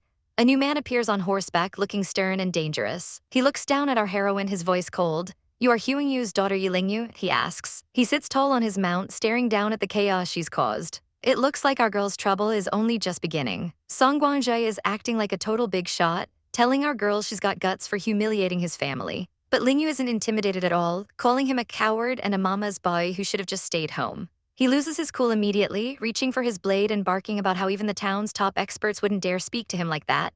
Just then, a voice cuts through the tension. It's the Yi family's heavy hitter Yi Sheng, asking just who Song Guangjie thinks he is to talk to his people like that. Yi Sheng looks every bit the noble warrior in his white robes. Our girl is absolutely beaming to see her big cousin arrive to back her up. Song Guangjie tries to play the victim, demanding to know how they'll settle the fact that Lingyu beat his younger brother into the dirt. He points an accusing finger at our heroine. But she isn't backing down. She stands her ground, explaining that the brat, Songhan, splashed mud all over the precious clothes her mother made for her. Songhan looks like he's seen better days, whining that the clothes were only a little dirty and didn't deserve a beatdown. Before things can escalate into a full-blown clan war, an old man steps in to mediate. It's old Liu, the village chief, and he's not here for the drama. He tells everyone to get to their posts because the mountain hunt is officially starting, and he's ready to see who takes the top prize this year. Song Guangjie gives a final huff of annoyance before riding off with his crew. As the Song family gallops away, Yi Sheng pulls Lingyu aside with a serious warning. He knows the Songs are petty and harboring ill intentions, so she needs to watch her back during the hunt. Our girl just laughs it off with a confident smile, promising her big cousin that she'll protect herself just fine. Suddenly, the drums begin to thunder. The chief announces that the hunt will last for 3 days and 3 nights, with the winning team being whoever catches the most game. The entire crowd of experts is gathered, waiting with bated breaths. Old Liu wishes the clan's luck, hoping the best team wins. And Lingyu looks more determined than ever to prove her worth. Yi Sheng looks toward the horizon, reminding the team that the Song family has been stealing first place ever since their sister, Liayan, left to follow her teacher. This isn't just about pride, they need to win their mind back from those greedy Songs. A sudden howl echoes through the air. The Song family is already making moves, and they've brought a secret weapon, snow mastiffs, to hunt down the game. Yi Sheng's face drops as he realizes Song Guangjie is playing dirty by using these powerful beasts. Knowing they can't afford to waste another second, he orders the team to enter the mountain immediately. Our girl and her allies sprint into the dense forest, moving like shadows through the trees as the real competition begins. Lingyu and her cousin are bonding over their shared family blood, but they aren't alone. A jungle panther lunges from the shadows, its claws aimed straight for their throats. But the man in charge isn't about to let an overgrown cat ruin their day, charging up his inner energy. With a powerful ha, he blasts the beast back with a wave of light. The panther's massive paw is repelled effortlessly. He warns the group that these panthers are no joke, possessing insane speed and power. When you go against them, you must kill them in one shot or else it will be dangerous. He lectures, showing off the defeated beast. Right on cue, more of the predators emerge from the tall grass, hungry for a snack. The leader tells everyone to stay alert and orders our girl Lingyu to stay safely behind her. Please, as if our girl is going to sit on the sidelines. She charges up her own golden energy, ready to show them what she's made of. With a blur of motion, she strikes. Her power is so overwhelming that even the seasoned warrior watching is left speechless. Looks like I was thinking too much, he admits, realizing he totally underestimated her. 5 middle-rank beasts are down just like that, and the group is feeling pretty good about their haul. Our girls are ready to claim their hard-earned loot, but as they go to grab the tails, a volley of arrows suddenly whistles through the air and thuds into the carcasses. The arrows pierce deep into the dead panthers, a clear sign of a claimed jump. A smug guy named Songhan appears, accompanied by a howling white wolf. He has the absolute audacity to claim the kill. Songhan, what do you mean by that? The leader demands, but he just sneers back. You guys tried to steal my prey and are now pointing your fingers at me? He asks with a punchable grin. He points to his arrows as proof that the panthers belong to him. Our girl Lingyu just gives him a look that says, is this guy for real? Before coolly telling him he can have the stupid cats if the arrows make them his. Songhan is thrilled, thinking he's intimidated her into submission. Glad you know better, he gloats as she walks away. But while she's conceding, she takes a moment to pet his wolf, secretly working her own brand of magic on the beast and the equipment. Her cousin is absolutely fuming, asking why she let that jerk off so easily. But Lingyu just smirks, revealing she actually swiped the arrows back, and they're made of rare 50% purity steel. That Song guy is such an idiot, he probably didn't even know about this. She laughs, holding up the expensive loot. Somewhere nearby, the thief gets a sudden chill, sneezing because he's just been played like a fiddle by our girl.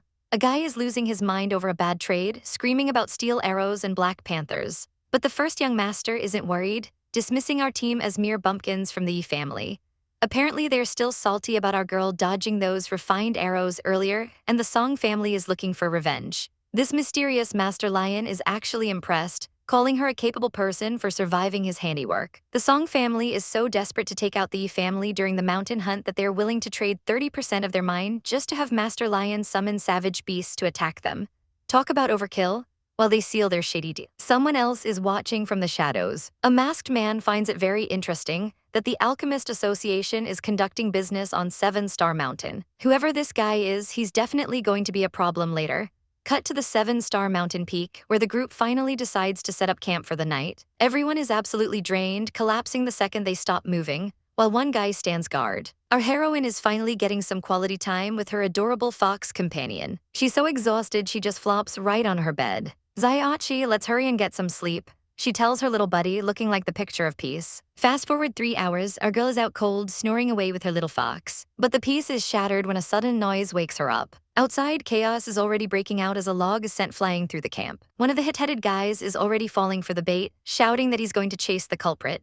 Our girl tries to grab him, warning that the terrain is dangerous and crawling with beasts. But of course, he won't listen, yelling back, "Don't come if you're afraid to die," before charging off like a moron. She can only watch in frustration as he runs blindly into the dark. A bunch of idiots, this is clearly a trap, she growls. And she's right, suddenly the sky is filled with giant, red-eyed predatory birds. These things are massive and they're diving straight for the camp with razor-sharp talons. The brave guy and his friend are suddenly paralyzed with fear as the monsters loom over them. Seeing the swarm, our girl realizes they've walked right into the ambush and screams for everyone to disperse. But it might be too late as the birds descend on them like a living nightmare. Our heroine stands her ground, watching the chaos unfold. It looks like she's the only one with a cool head in this entire group, and she's ready to jump into the fray. Our girl lets out a sharp whistle, signaling her animal companions to move out. Suddenly, an arrow cuts through the air with lethal precision. It strikes one of the eagles mid-flight, sending the bird spiraling down as its feathers scatter in the wind. Her little spirit beast chirps in alarm as the rest of the flock begins to descend. Lingyu cautiously approaches the nearby brush, her eyes narrowed. There are people over there, she realizes just as a man comes sprinting out of the woods in a total panic. It's Songhan, and he's being hunted by a very angry hound. As he flees, our girl notices something on the ground and picks it up. It's a sachet filled with medical powder used to attract wild beasts. Songhan, you wanted to lure us to the cliffs with this? She shouts, exposing his dirty play. The powder is undeniable proof of his treachery. But Songhan is a piece of work, screaming back, Lingyu, don't you frame others with your bullshit. He's backed right up to the edge of the cliff, still trying to act tough while the dog snaps at his heels. Even the others can't believe his audacity, with Yining shouting, Songhan, you're so vicious. But karma is a dish best served with wings, and a massive shadow looms right behind him. He's too busy calling our girl trash and a crazy girl to notice the predator above. With a terrifying shriek, the eagle king extends its massive, razor-sharp talons. Before he can even blink, the giant bird's claws clamp down on his head. "Save me," he shrieks as he's lifted off his feet and carried away into the sky. The girls realize they are in deep trouble and prepare to send an SOS signal. They huddle together, trying to watch each other's backs as the sky fills with feathers and fury. Honestly, our girl isn't shedding any tears for that guy. Songheng got what he deserved, she thinks. It wouldn't be bad at all if he dies. But the danger is far from over as the flock surrounds them. Another massive bird dives down with a deafening squawk. The sheer force of the wind from its wings nearly knocks them off the cliffside. The Eagle King has returned, and this time it's got its eyes set on Ling Yu. It swoops in, grabbing her by the collar and dragging her into the abyss. Her friends can only scream her name in horror as she disappears over the edge. But our girl isn't a damsel in distress, she's a fighter. "Flying dagger, go," she yells, launching a blade directly into the beast's chest. The dagger hits home and blood sprays as the Eagle King loses its grip. Both girl and bird plummet toward the jagged rocks below. Her friends watch, heartbroken, thinking it's the end for her. But wait, a hand reaches out and snaps onto a sturdy vine. Against all odds, Ling Yu is dangling safely against the cliff face with her little spirit beast perched on her head. She takes a shaky breath, looking down at the drop. "That was close," she mutters. "I wonder where that Eagle King ended up." "Zayaachi, help me with something," our girl shouts as she dangles precariously from the cliffside. Birds scatter in the wind as she swings wildly on some vines, her tiny fox companion clinging to her hair for dear life. She tries to maintain her balance, but gravity is definitely not on her side today. "Hi," she gasps as her grip finally fails. It's a total freefall, and even the fox looks like he's regretting every life choice that led them to this moment. She tries to grab onto the rock face, but her fingers just slip against the jagged stone. "Ah," she screams, plummeting into the dark abyss below. It's less of a graceful descent and more of a painful, high-speed slide down a very uncomfortable tunnel. "Oh, it hurts so much," she groans, rubbing her head after finally crashing onto the hard floor. But her pain is quickly forgotten when she spots a dead eagle with a legendary-looking sword stuck right in its back. "Hehe, you are mine," she laughs, her inner loot goblin coming out as she eyes the potential upgrade. Zayaachi isn't interested in the treasure, though. He's busy tugging at her leg to get her attention. Before she can even react, the little guy bolts into the depths of the caves, leaving her to shout, "Zayaachi, don't run off by yourself." She chases after her furry friend, her shadow stretching long and ominous against the cold stone floor. "Don't you know that it's dangerous here? Why are you running around for?" she scolds as she finally scoops the little troublemaker up into her arms. The fox just gives her a cheeky look, totally unbothered by the creepy atmosphere. But as she looks around the chamber, the vibe shifts from playful to pure nightmare fuel. "There's a lot of bones in here," she whispers, stepping carefully through a literal graveyard of massive skeletons. Her heart sinks when she realizes these aren't just animal remains. There's even human bones in here. Just what is this place? She wonders, just as a terrifying sound echoes through the cavern. "What's going on?" she gasps, clutching the fox tighter as the ground begins to shake. A massive glowing green snake emerges from the shadows, hissing with a mouth full of literal fire. Our girl is frozen in terror as the beast prepares to turn her into a human barbecue. She doesn't have time to think, so she uses the sword she just found. To her surprise, it ignites with a golden aura, slicing through the air like a guided missile. The blade whistles past the monster's head, glowing with intense spiritual power. The snake retaliates with a blast of flame, but our heroine stands her ground, shouting "Go!" as she tries to command the magical weapon. She gestures for the sword to finish the job and save their skins. But instead of a killing blow, the sword just sits there, completely unresponsive. Talk about the absolute worst time for a technical glitch. Among the spiritual beasts, serpents that reach 100 years old grow a crown, while those that hit 1,000 years grow horns. These are some of the most dangerous creatures in existence, and the lesson is simple.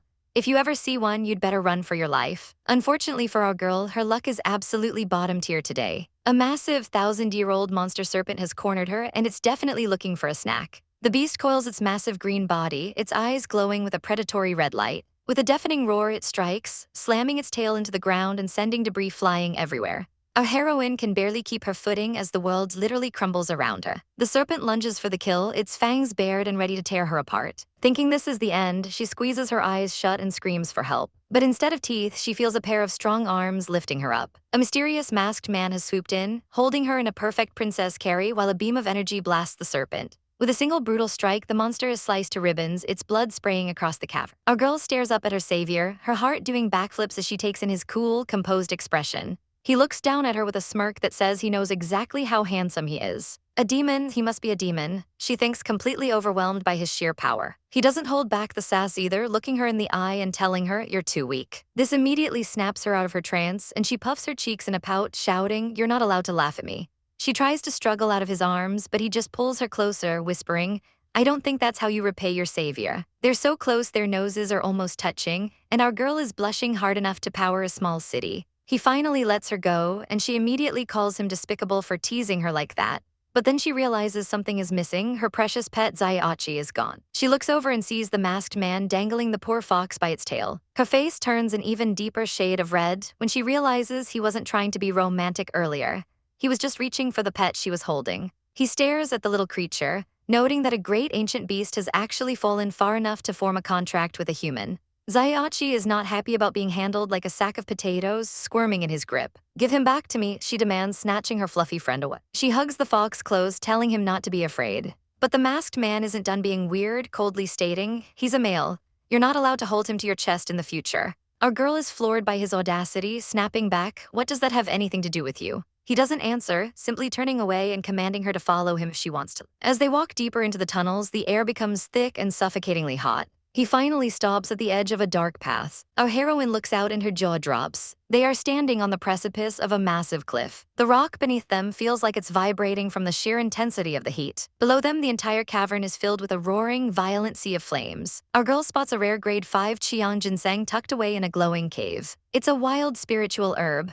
She realizes, noting that a monster was likely protecting such a prize. But before she can claim it, a mysterious masked man swoops in from the shadows. He snatches the ginseng with ease, but his victory is short-lived. "Not good, Gan poison," he gasps as his body gives out, sending him plummeting toward the depths. Our heroine isn't about to let him die with her herb, so she jumps into action. "Jade flower hand," she shouts, manifesting a glowing energy to catch him. With a powerful tug, she hauls the masked stranger back up to the ledge. He manages to land on his feet for a split second, but the poison is working fast. He stumbles blindly, losing his balance once again. In a classic trope moment, he collapses right on top of our poor heroine. She's pinned to the floor, blushing like crazy while trying to process the sudden weight of a very handsome, very poisoned man. He looks down at her, his gaze sharp despite his condition. "Woman, you dare to steal my herbs?" he demands, his voice dripping with icy authority. Our girl isn't taking that lying down and retorts that the herb was ownerless, and anyone who saw it had the right to take it. She realizes the red smog from the plant is poisonous and this guy won't last long, but he's still feeling spicy. "Then I will have you become a dead person," he growls, wrapping his hand around her throat. Even while being choked, our girl holds onto that herb for dear life. He pins her hands down, his mask inches from her face. "Woman, let go, don't make me hurt you," he warns. Our heroine just glares back, thinking dream on, even as blood starts to drip from his mouth. The air between them is thick with tension as they stare each other down in this compromising position. Blood smears across her skin as his condition worsens. He seems to lose his grip on reality as he leans over her. Suddenly, he closes the distance and forces a kiss, perhaps trying to transfer the poison or simply overwhelmed by the fever. Our girl's eyes go wide with shock as she's caught completely off guard. Luckily, her spirit companion Jia arrives just in time, screaming for attention. Using the distraction, our girl finds the strength to shove the masked lunatic off of her. The masked man stares her down with an intensity that could melt iron. Our girl isn't intimidated though, she's actually feeling pretty smug because she just pulled a fast one on him. "You took advantage of me so much," she tells him, "so it's only right for me to absorb 20% of your Qiang ginseng." Instead of getting angry, the mysterious hottie simply looks at her and whispers, "You saved me." Ling Yu isn't looking for a thank you, declaring that since they've both saved each other once, they're officially even. As he begins to fade into the shadows, he leaves her with a cryptic parting gift. Ling Yu, remember this name." Our heroine is absolutely fuming at his arrogance, screaming, "That bastard, who would want to remember your damn name?" But her anger quickly turns into a devious grin when she realizes she's left him with a medicinal root that has 0 properties left. However, the celebration is short-lived as a golden seal appears on her palm, and she realizes the spiritual energy from the ginseng is overflowing. She immediately drops into a meditative state to process the power while her little spirit fox, Zaiachi, keeps watch. Meanwhile, back at the hunting grounds, the vibe is toxic thanks to the Song family. This jerk starts trash-talking our girl, calling her a crazy bastard child and claiming her life doesn't even compare to his late younger brother. The Yi family isn't about to take that lying down, and the tension nearly boils over into a full-blown brawl. Our Yi family won't let this matter go, her cousin shouts, ready to throw hands. Luckily, the mayor steps in to play peacemaker before blood is spilled. The Song family representative is still acting like he owns the place, telling the Yi family to just wait until they take first place. The mayor sighs and orders the officials to start counting the total hunt results. Back in the cave, the spiritual pressure is reaching a breaking point. Suddenly, a massive explosion of golden light rocks the entire cavern. When the dust clears, Ling Yu is glowing with success, cheering because she just broke through to the 8th layer of the refining stage. but she realizes she's almost out of time and needs to sprint back to the competition before it's over. At the ceremony, things are looking grim for our girls' team. The Song family has racked up a massive score with 5 high-ranked beasts. They're laughing in the Yi family's faces, convinced that there's no way they can catch up. When the official announces the Yi family's results, they've only got 3 high-ranked kills, putting them in a distant second place. Just as the mayor is about to crown the Song family as the winners, a voice rings out through the forest. Wait, there's still more that needs to be counted.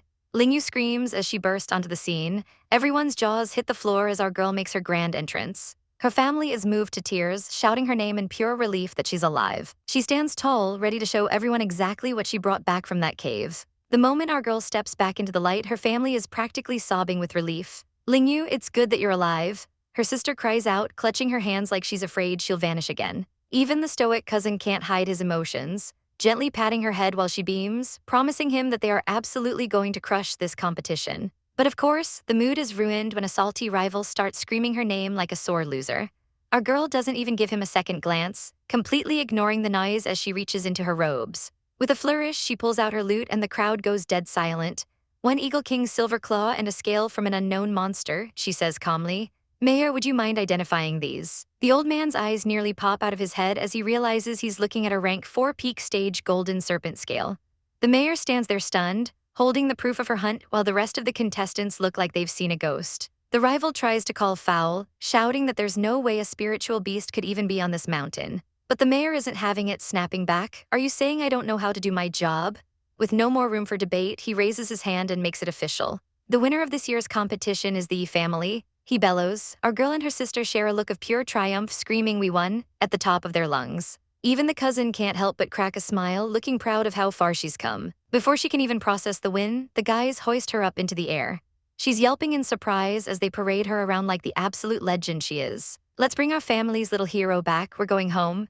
They cheer, and honestly, seeing her finally get the respect she deserves is giving us all the feels. She just laughs and offers a sincere thanks to everyone supporting her. But wait, there's a massive plot twist brewing in the shadows. Near a carriage at the edge of the grounds, a servant reports to his master that the serpent scale was successfully counted toward the Yi family's score, under his orders. A mysterious masked man sits inside, and he's clearly got a fixation on our girl. Go investigate everything about Yi Ling Yu since her birth, he commands. He stares at his hand, realizing she's more than just a talented fighter. She possesses an ancient spiritual beast and a body capable of curing the Gan poison. It looks like our heroine just caught the eye of someone very powerful and very dangerous. Our girl Ling Yu is having a blast with her little spirit buddy, but the vibe suddenly shifts when she feels a mysterious gaze on her. Someone is questioning her true identity, and it's giving her the major creeps as she wonders why she suddenly feels chills down her back. Back at the estate, the servants are losing their minds because the young masters and misses have finally returned from their ordeal. We're back, they shout, looking like the ultimate squad after surviving the mountain hunt. Grandfather is beaming with pride, stroking his beard while telling them they all did an amazing job. We didn't disappoint you, one of the boys says, bowing respectfully to the old man. Grandfather is so impressed that he's doubling their monthly salary and letting them pick a new weapon from the family treasury. The kids are ecstatic, shouting their thanks, while the others make sure to mention that their victory was all thanks to Ling Yu's efforts. Ling Yu stands there looking humble while the spotlight stays firmly on her. Grandfather places a hand on her head, getting all sentimental as he tells her she's the spitting image of her mother. This brings a huge smile to our girl's face as she heads off to find her favorite person. Mother, she cries out, rushing into her mom's arms to brag about their first place win. But mom isn't just handing out gold stars. She warns Ling Yu that luck isn't the same as strength and promises to double her training starting tomorrow. Mother, did something happen? Ling Yu asks, sensing the tension. Things get serious when mom mentions that the Song family scums are definitely going to target Ling Yu since she's the only one who survived that cliff fall. Ling Yu just laughs it off, teasing her mom that worrying too much will give her wrinkles and make her look old. To help her relax, Ling Yu offers her mother a special massage to soothe her muscles and meridians. Her mom laughs, asking where she learned such tricks, but she has no idea our girl is about to perform a literal miracle. Ling Yu activates her secret powers, her hands glowing with a mysterious golden energy. As she scans her mother's body, she finally sees the dark blockages causing her chronic illness. So that's what's been making my mother suffer all these years, she realizes, her eyes narrowing with determination. With a final burst of light, she uses her power to purge the sickness from her mother's system. It's a success, but Ling Yu is totally wiped out, realizing that even using a tiny bit of the pot's energy takes a massive physical toll on her. Our girl is taking care of her mom after that intense mountain hunt, giving her a relaxing massage. Her mother looks at her with such warmth, asking why she's still working so hard when she should be resting.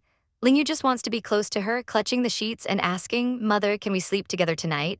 It's a rare moment of peace as her mom pulls her close, whispering, "Just lie down, I will accompany you." As they settle in, our heroine's heart aches for her mother's condition. She makes a silent vow to herself, "Mother, I will definitely find a way to cure you." Meanwhile, the family elders are geeking out over those high-purity arrows Ling Yu brought back. The uncle isn't worried though, assuming the Song family just hired some expensive master to craft them. He's already celebrating their victory, claiming the Song family's good days are officially over. The head of the family isn't playing around, ordering everyone to seize the mountain mine and keep a tight leash on their rivals. He's actually giving our girl her flowers for once, telling the rest of the family to send their kids to her courtyard to learn a thing or two.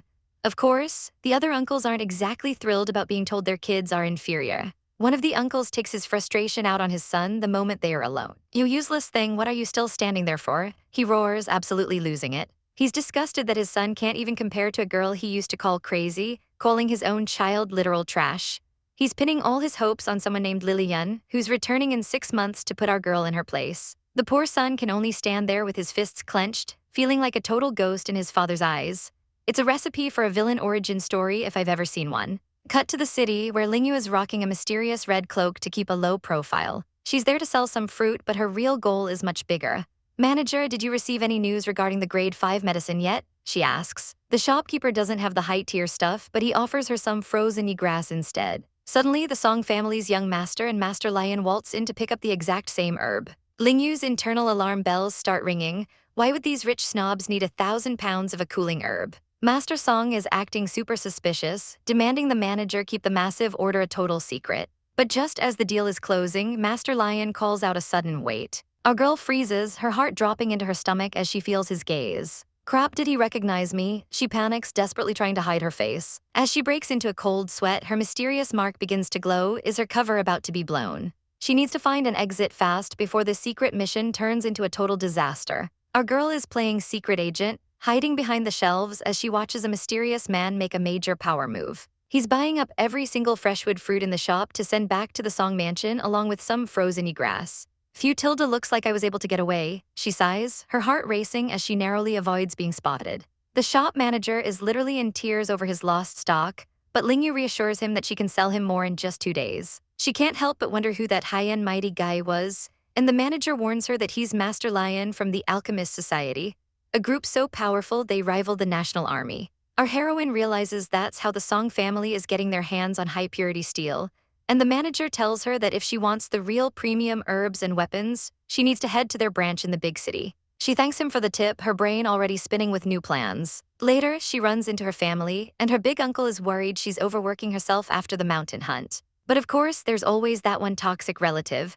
Her fourth uncle, Huang Cheng, snaps that she's just a junior and shouldn't be sticking her nose into elder business. Big uncle plays peacemaker, explaining they're heading to the mayor to finalize getting their mountain mine back. Ling Yu tries to warn them about the Song family's suspicious medical herb shopping spree, but the rude uncle just brushes her off, saying herbs have nothing to do with the mine. "Big uncle, have a safe trip," she calls out, putting on her best innocent niece act while waving them off. Secretly, she's focused on her own growth, dreaming of a grade 5 medical pill to finally get her one step closer to her goals. 3 days later, it's finally payday as the family enters the treasury. Big uncle is such a sweetheart, telling her, "Ling Yu, go see what you want, you get first pick." Being the humble queen she is, she tells her big cousin to pick something first so she can scout the room. He's happy to oblige, telling her to take all the time she needs to choose. As she wanders through the rows of treasures, her hand is drawn to a mysterious purple stone sitting on a shelf. The moment her fingers touch it, the thing starts pulsing with an intense golden light.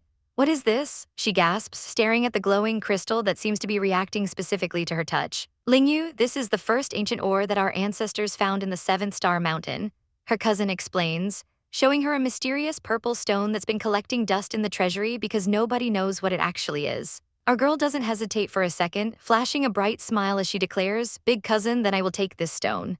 But their little shopping trip is cut short when a servant comes sprinting toward them, frantically shouting for the young master. The news is bad, like really bad. "How dare they? Those Song people are looking down on others too much," her cousin roars, his face twisting in pure rage. Ling Yu is worried, asking what could possibly have him this worked up, only for him to drop the bombshell.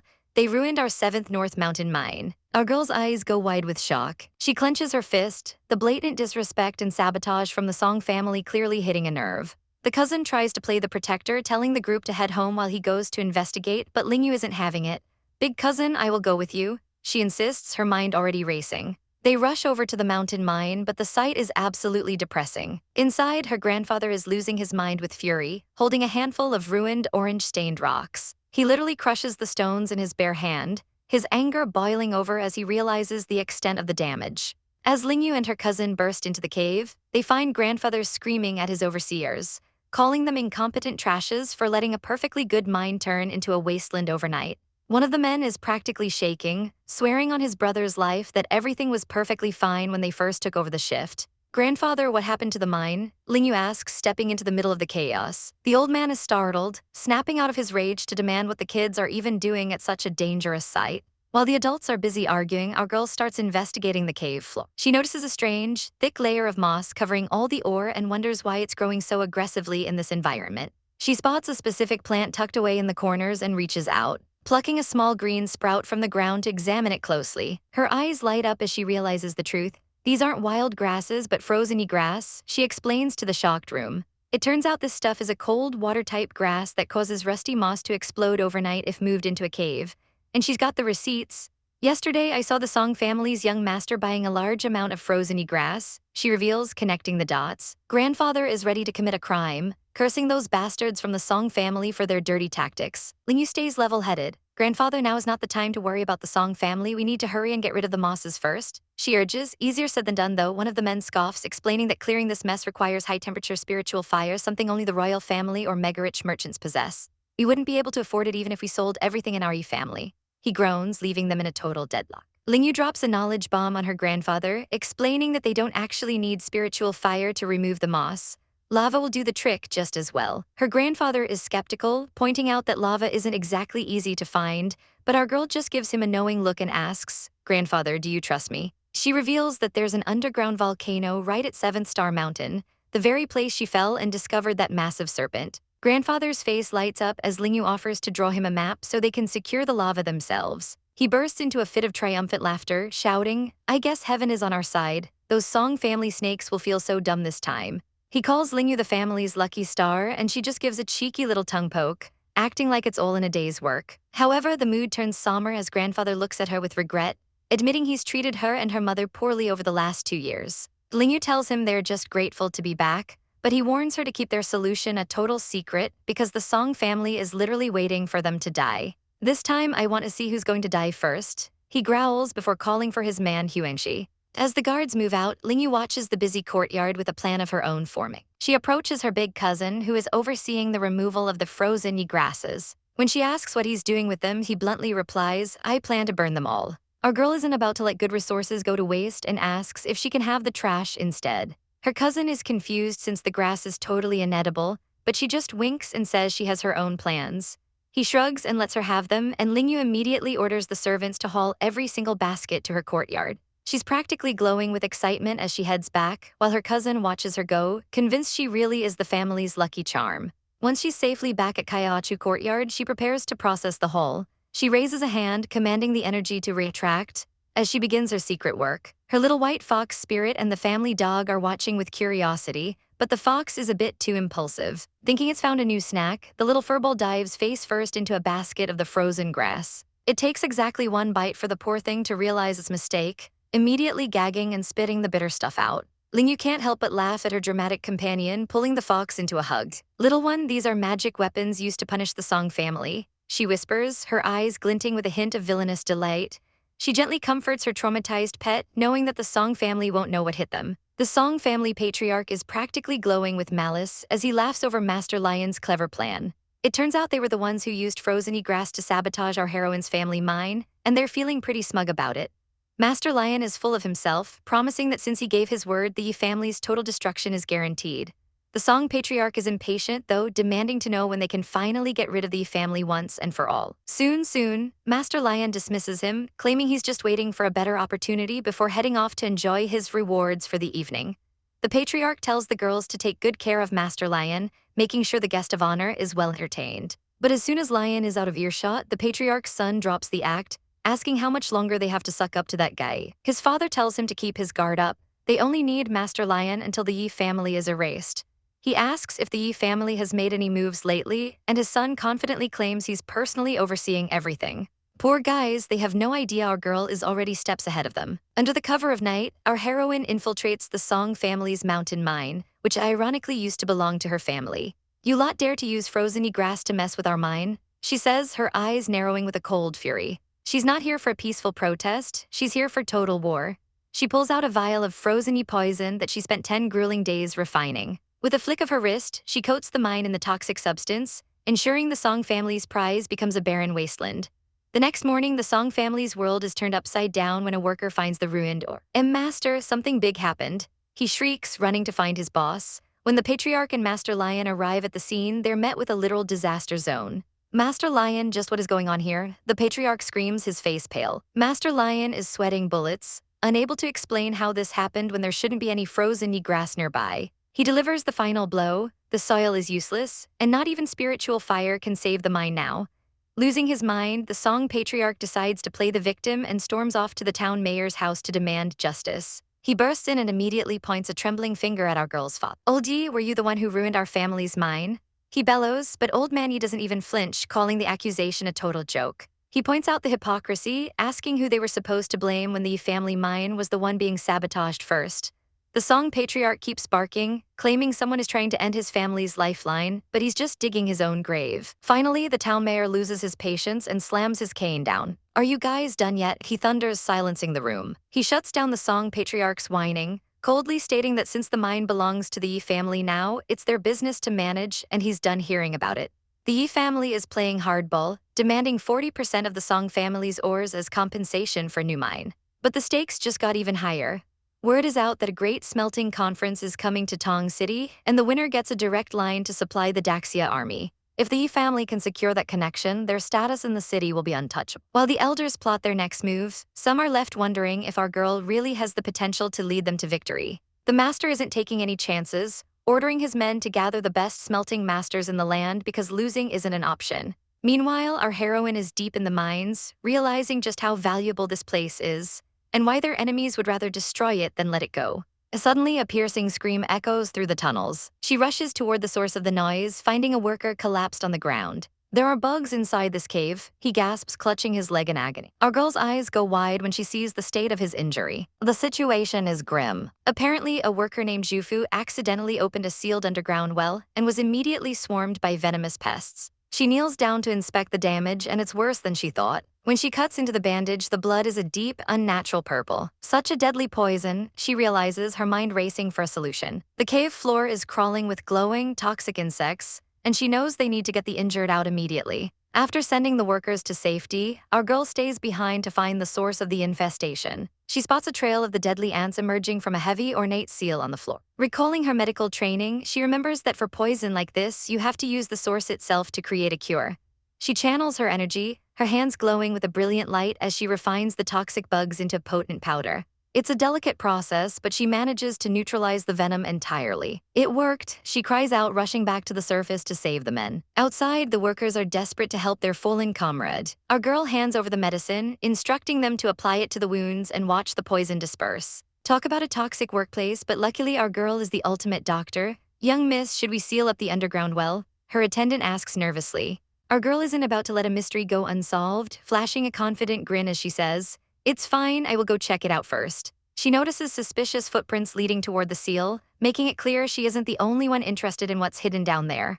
As the group uses their powers to manage the heavy lid, the air turns frigid. Such a powerful cold aura, she thinks, thankful she has her magical pot to help suppress the bone-chilling frost.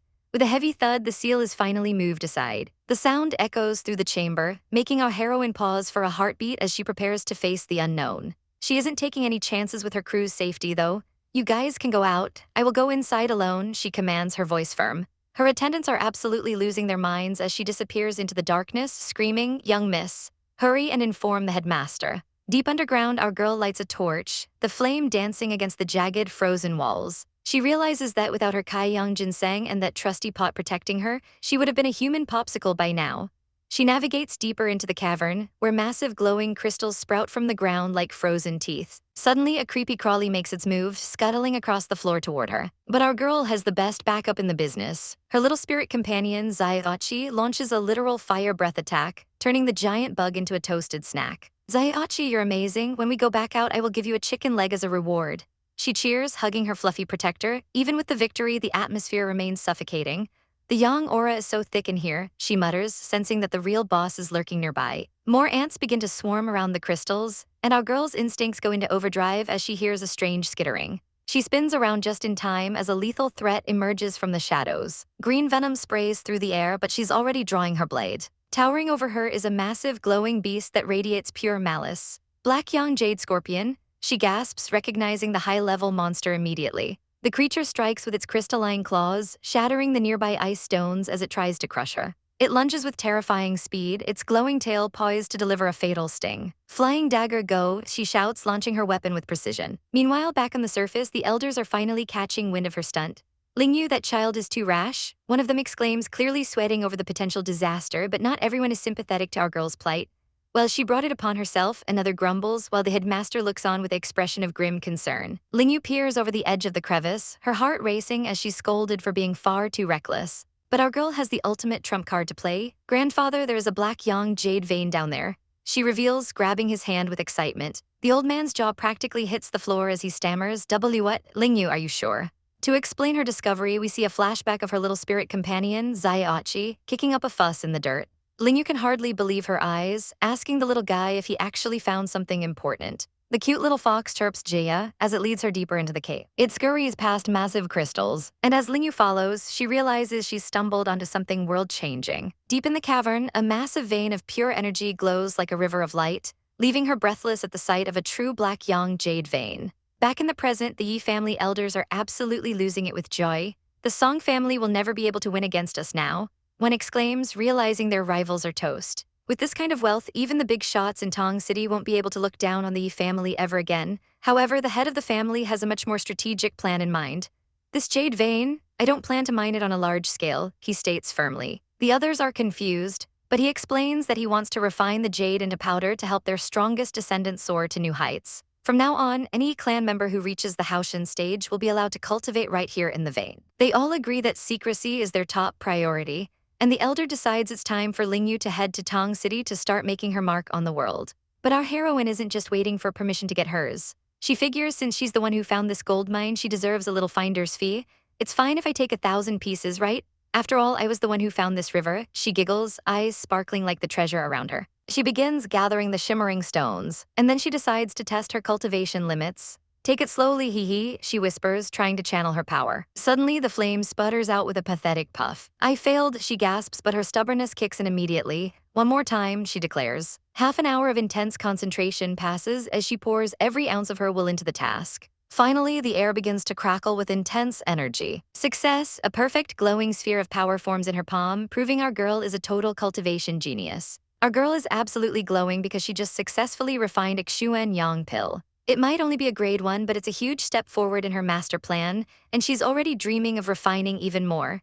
7 days of hard work later, she's sneaking into the room to check on her progress, praying she hasn't been caught.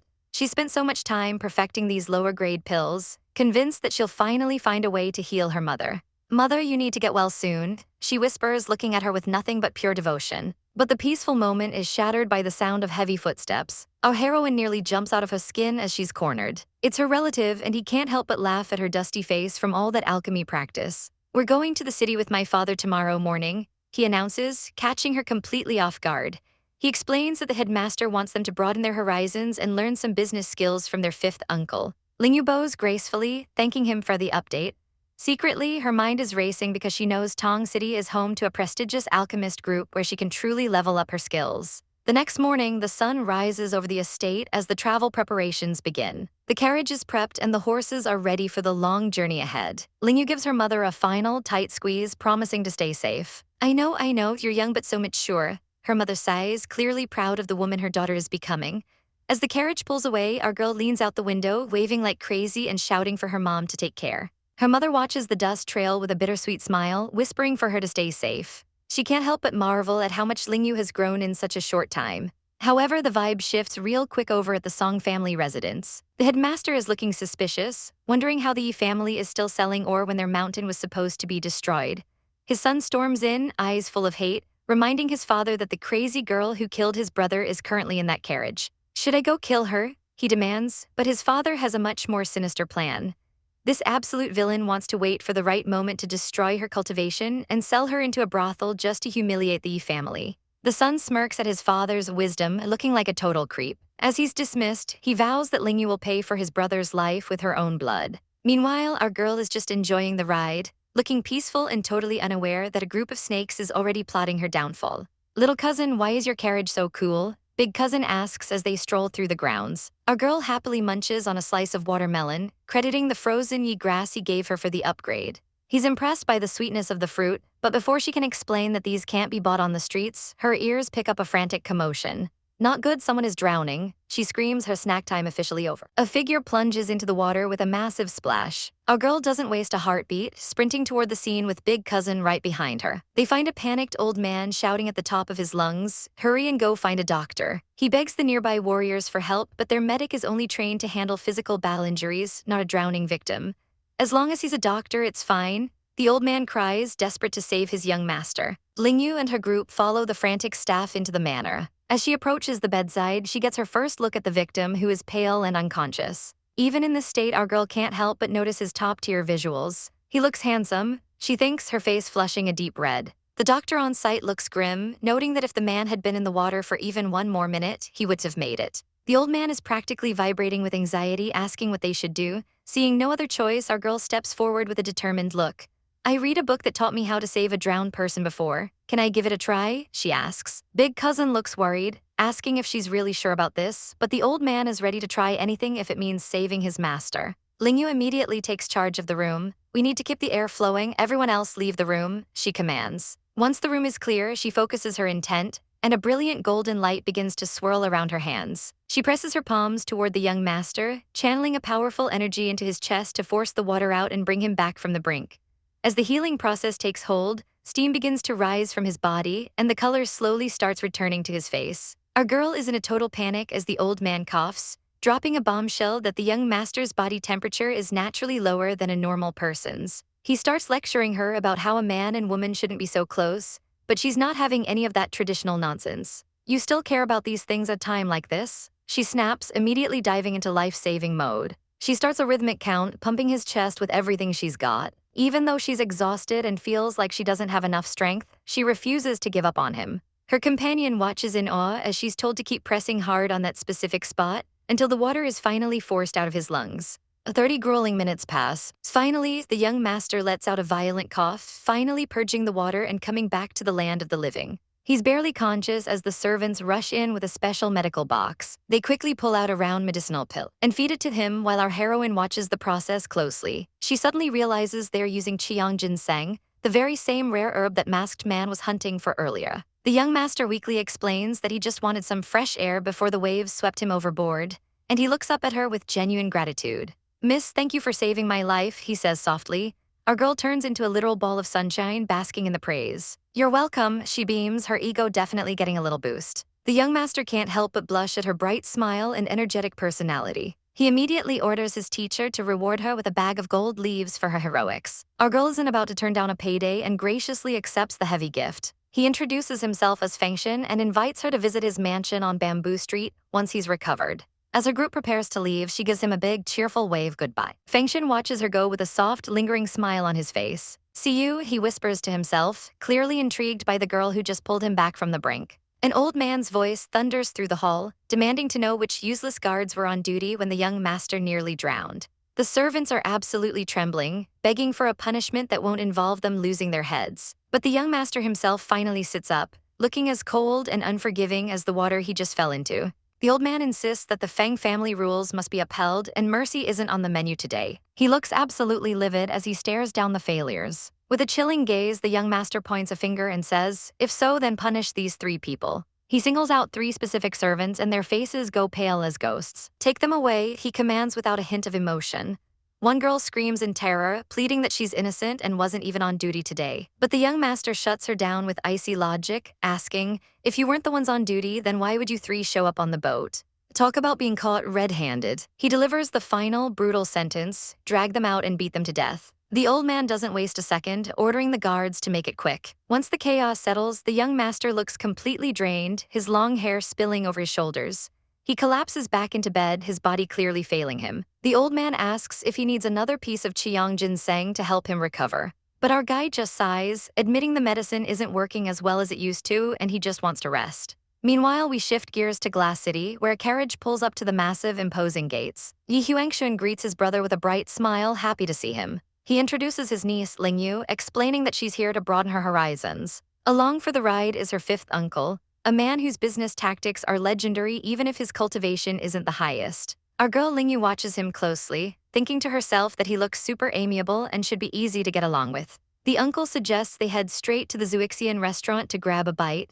He tells Ling Yu not to be shy and to order whatever her heart desires. They settle in at the restaurant for a lavish meal, finally getting some peace. But it's not just the humans who are hungry. Her little fox companion Jia is sniffing the air with wide eyes, begging for a taste of that delicious food. Ling Yu's companion leans in, eyeing the fluffy creature on her shoulder with suspicion. Let me guess, that pet of yours is a spiritual beast, right? He asks. Our girl just gives a sweet, innocent smile.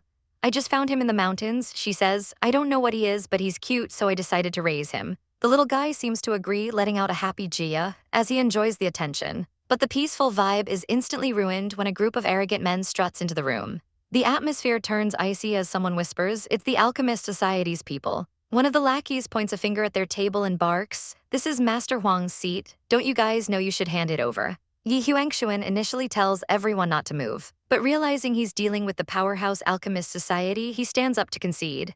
So it's Master Huang, my apologies, we will hand over the seat right away. Master Huang doesn't just take the seat, he decides to rub salt in the wound. Why is the family sending more iron ore garbage to the city again? He sneers. He tells them to stop sending anything with less than 50% purity, basically calling their hard work trash. Our girl has heard enough. She stands up, her face a mask of calm, but her mind is already plotting.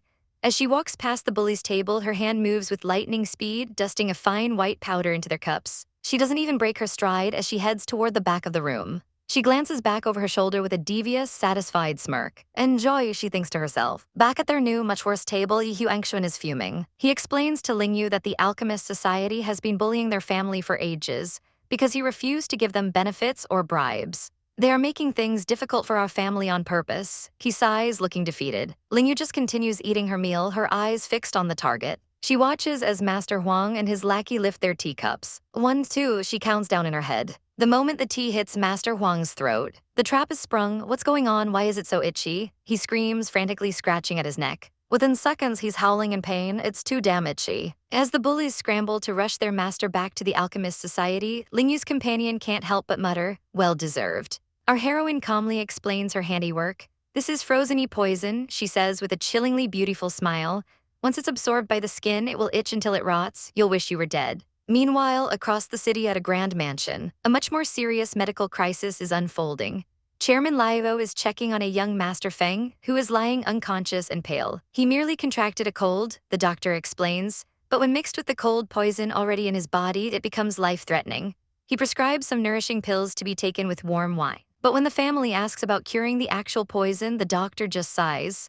There is nothing I can do about it, he admits. It looks like this young master is going to need a very specific kind of help. Teacher, don't make things difficult for Chairman Liao. I know my body better than anyone else, Feng says with a weary smile. Just then, a shimmering golden bird flutters into the room. Chairman Liao catches the magical crane with practiced ease. It's a letter from the Alchemist Society, the old man explains. Feng is genuinely impressed by their high-class communication methods. The message is dire, stating that a member named Huang has been struck down by a mysterious, unknown poison. They need the chairman to return as soon as possible. As soon as the message is delivered, the paper crumbles into golden dust in his palm. My apologies, but something happened to our group. I need to rush back, Liao says. Feng understands the gravity of the situation and tells him to go ahead. Liao prepares to leave in a hurry. Noticing Feng's interest in the magical messenger, Liao offers him a spare crane as a gift. Our guy Feng happily accepts the treasure. Back at the Alchemist Society, the atmosphere is heavy with dread. A woman named Huangji is lying in bed, coughing up a terrifying amount of blood. The sight is enough to make anyone's stomach churn. Chairman Lio's eyes widen in shock. This is poison from the Middle Plains, he exclaims. His assistant is horrified, wondering if evil poison cultivators have actually infiltrated Glass City. Huangji, just what kind of people did you provoke? The chairman demands. The poor woman cries, claiming she's innocent and only went to a restaurant for a meal. Lio looks absolutely grim as he inspects her. He delivers a soul-crushing diagnosis. The poison has already seeped into your bones. If you want to keep your life, we can only amputate your lower body. Everyone in the room is frozen in horror at the thought of such a brutal procedure. Meanwhile, that same morning, our girl is out for a stroll with her crew. Her companion is a bit skeptical, asking why they're heading to the Alchemist Society to do business. Our girl doesn't look worried at all. The quality of these black iron ores is very good this time, she says confidently. If they don't want it, I can always trade with someone else. They finally arrive at the grand gates of the Alchemist Society. The building is an impressive multi-story pagoda. Inside, a massive ancient cauldron sits in the center of the hall. Our girl explains that while the first 2 floors are public, the top floors are reserved for elite members to refine pills. A man named Master Tang spots her and greets her as the Yi 5th young master. Our girl asks why he's the one working the front today. Tang cryptically mentions that Huangji isn't working the desk anymore, and we know exactly why. Tang tries to play hardball, warning her that the society won't accept any ore with less than 50% purity. Our girl just gives him a knowing smirk. She pulls out a sample and Master Tang's eyes practically bulge out of his head. The ore is so high quality, it's literally sparkling. His dismissive attitude disappears in an instant. Would you like to come inside to discuss this further? He asks, suddenly very eager to please. Sure thing, our girl replies, knowing she's about to make a killing. Our heroine gets told to explore while the guys talk business. The first floor is for gear, but the second floor is where the real goodies are. Big cousin, I want to take a look at the second floor first, she says, already planning her shopping spree. He agrees to wait for her downstairs, giving our girl some much-needed freedom. She wanders through the aisles, her adorable little beast hitching a ride on her shoulder. Something catches her eye, a mysterious golden slip of paper. Suddenly, an old elder appears out of nowhere.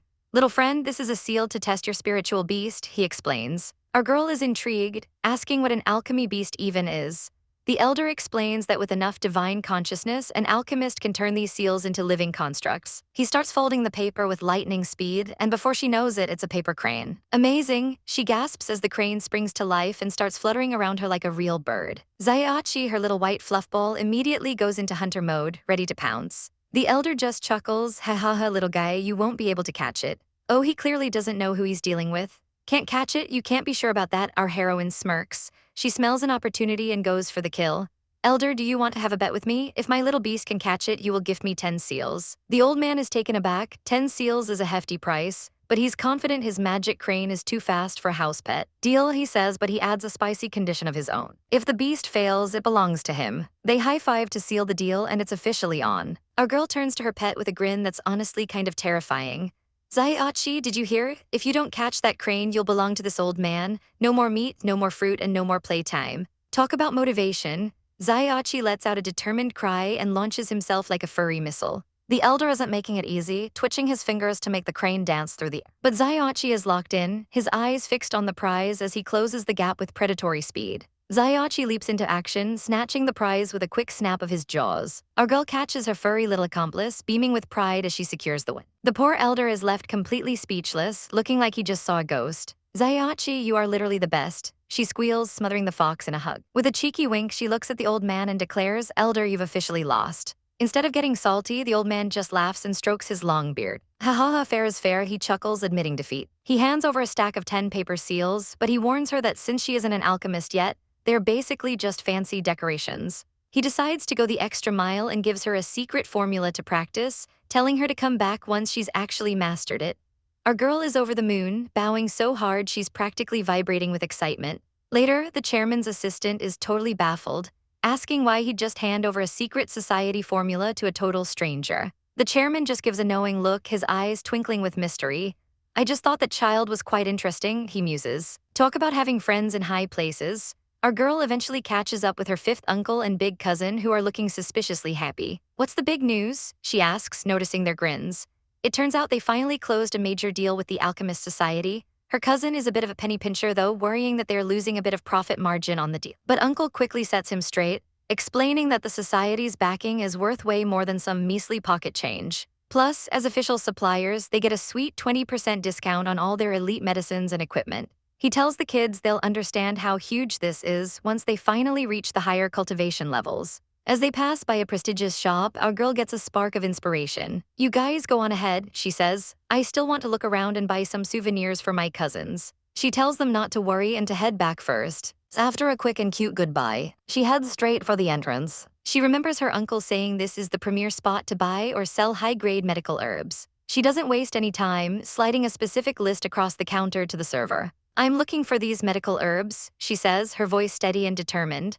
Our girl is on a mission to power up, and she's not leaving until she gets exactly what she needs. Our girl is at the apothecary, but things aren't going exactly as planned.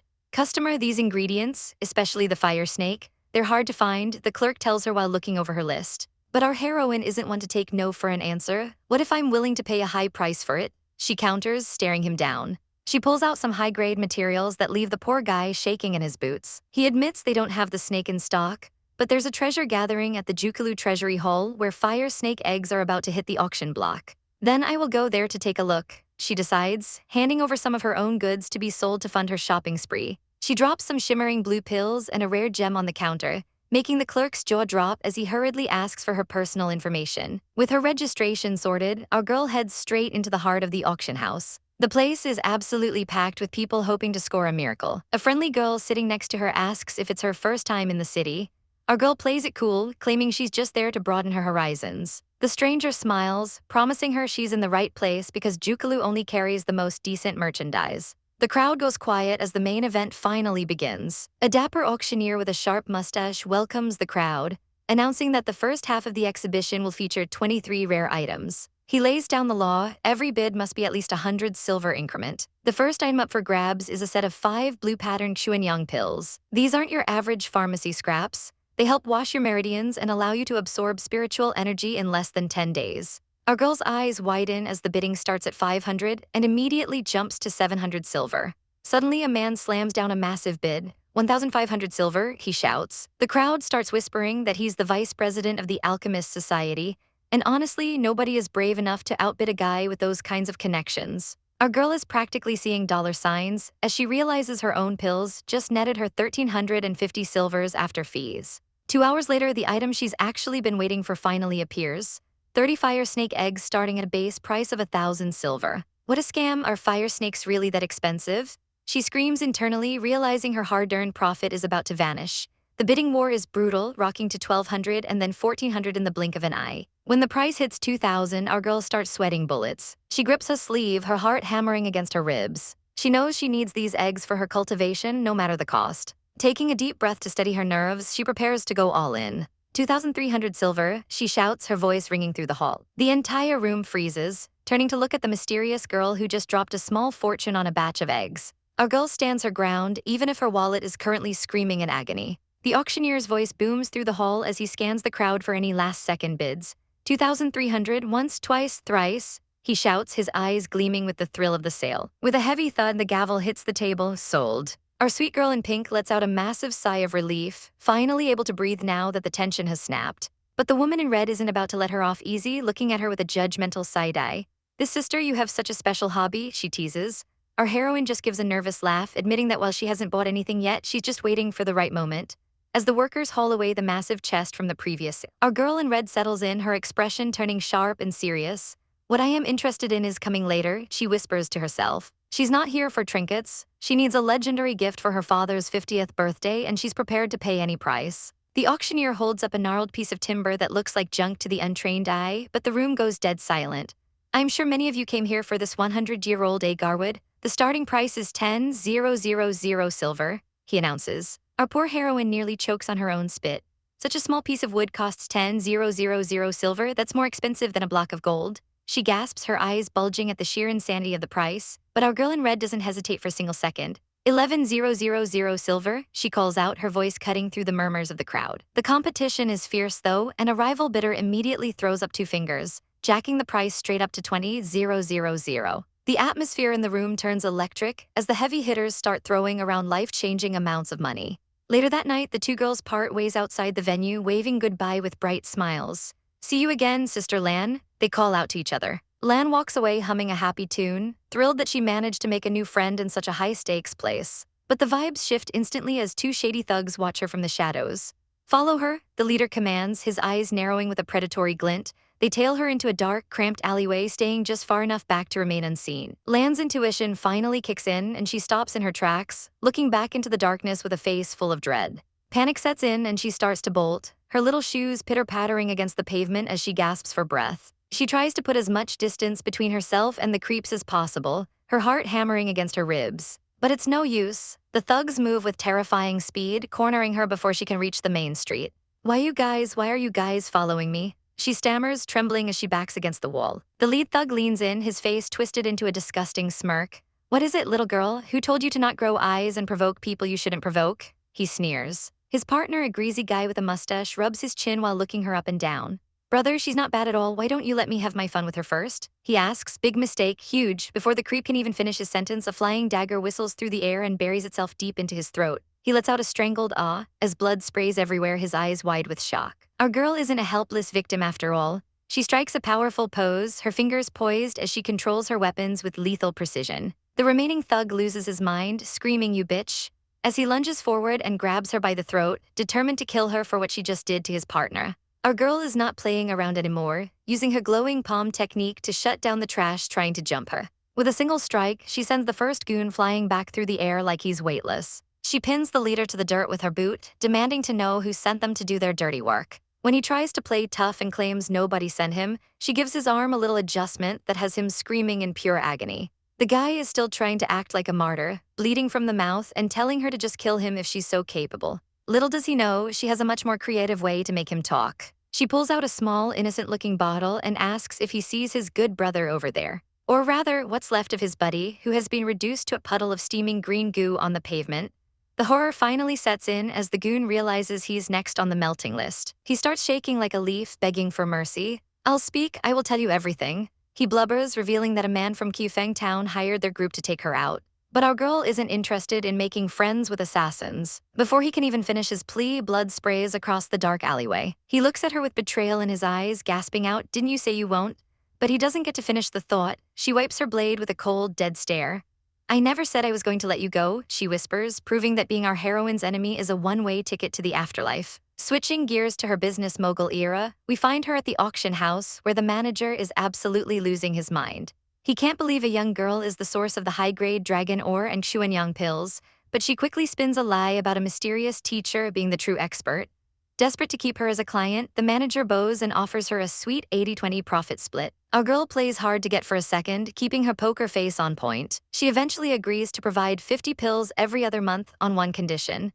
She needs him to find her a recipe for refining dragon ores. The manager is so grateful he'd probably fetch her the moon, promising to have that recipe ready in 3 days flat. She leaves the meeting with a polite bow, her pockets getting heavier by the second. Later that night, our girl runs into a stunning beauty in red robes. She notices the woman looks stressed and asks if she's still worried about finding a birthday gift.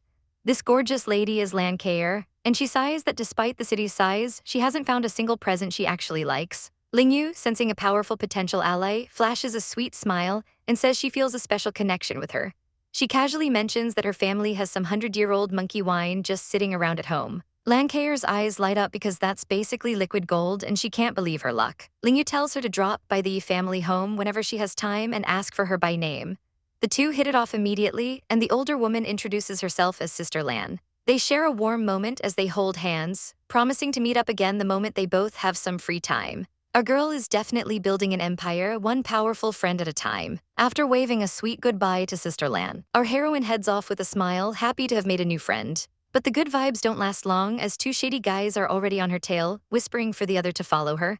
They tail her into a dark alley, thinking they've found easy prey. Little do they know, our girl's senses are sharp, and she immediately realizes she's being watched. She picks up the pace, her breath hitching as she tries to lure them deeper into the shadows. The thugs finally corner her, and our girl plays the part of the damsel perfectly. Why are you guys following me?" She stammers, her eyes wide with faked fear. They close in, trapping her between them. The leader sneers, asking why she had to go and provoke people she shouldn't have. The fat one gets even grosser, asking if he can have his fun with her first, but before he can even finish the thought, a blade silences him forever.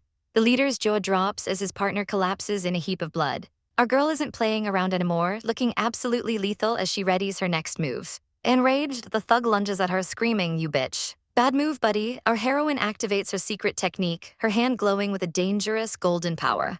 She easily blocks his punch, sending a shockwave through the air. In a flash, she has him pinned to the dirt under her boots. Speak, who sent you guys here? She demands, her voice cold as ice.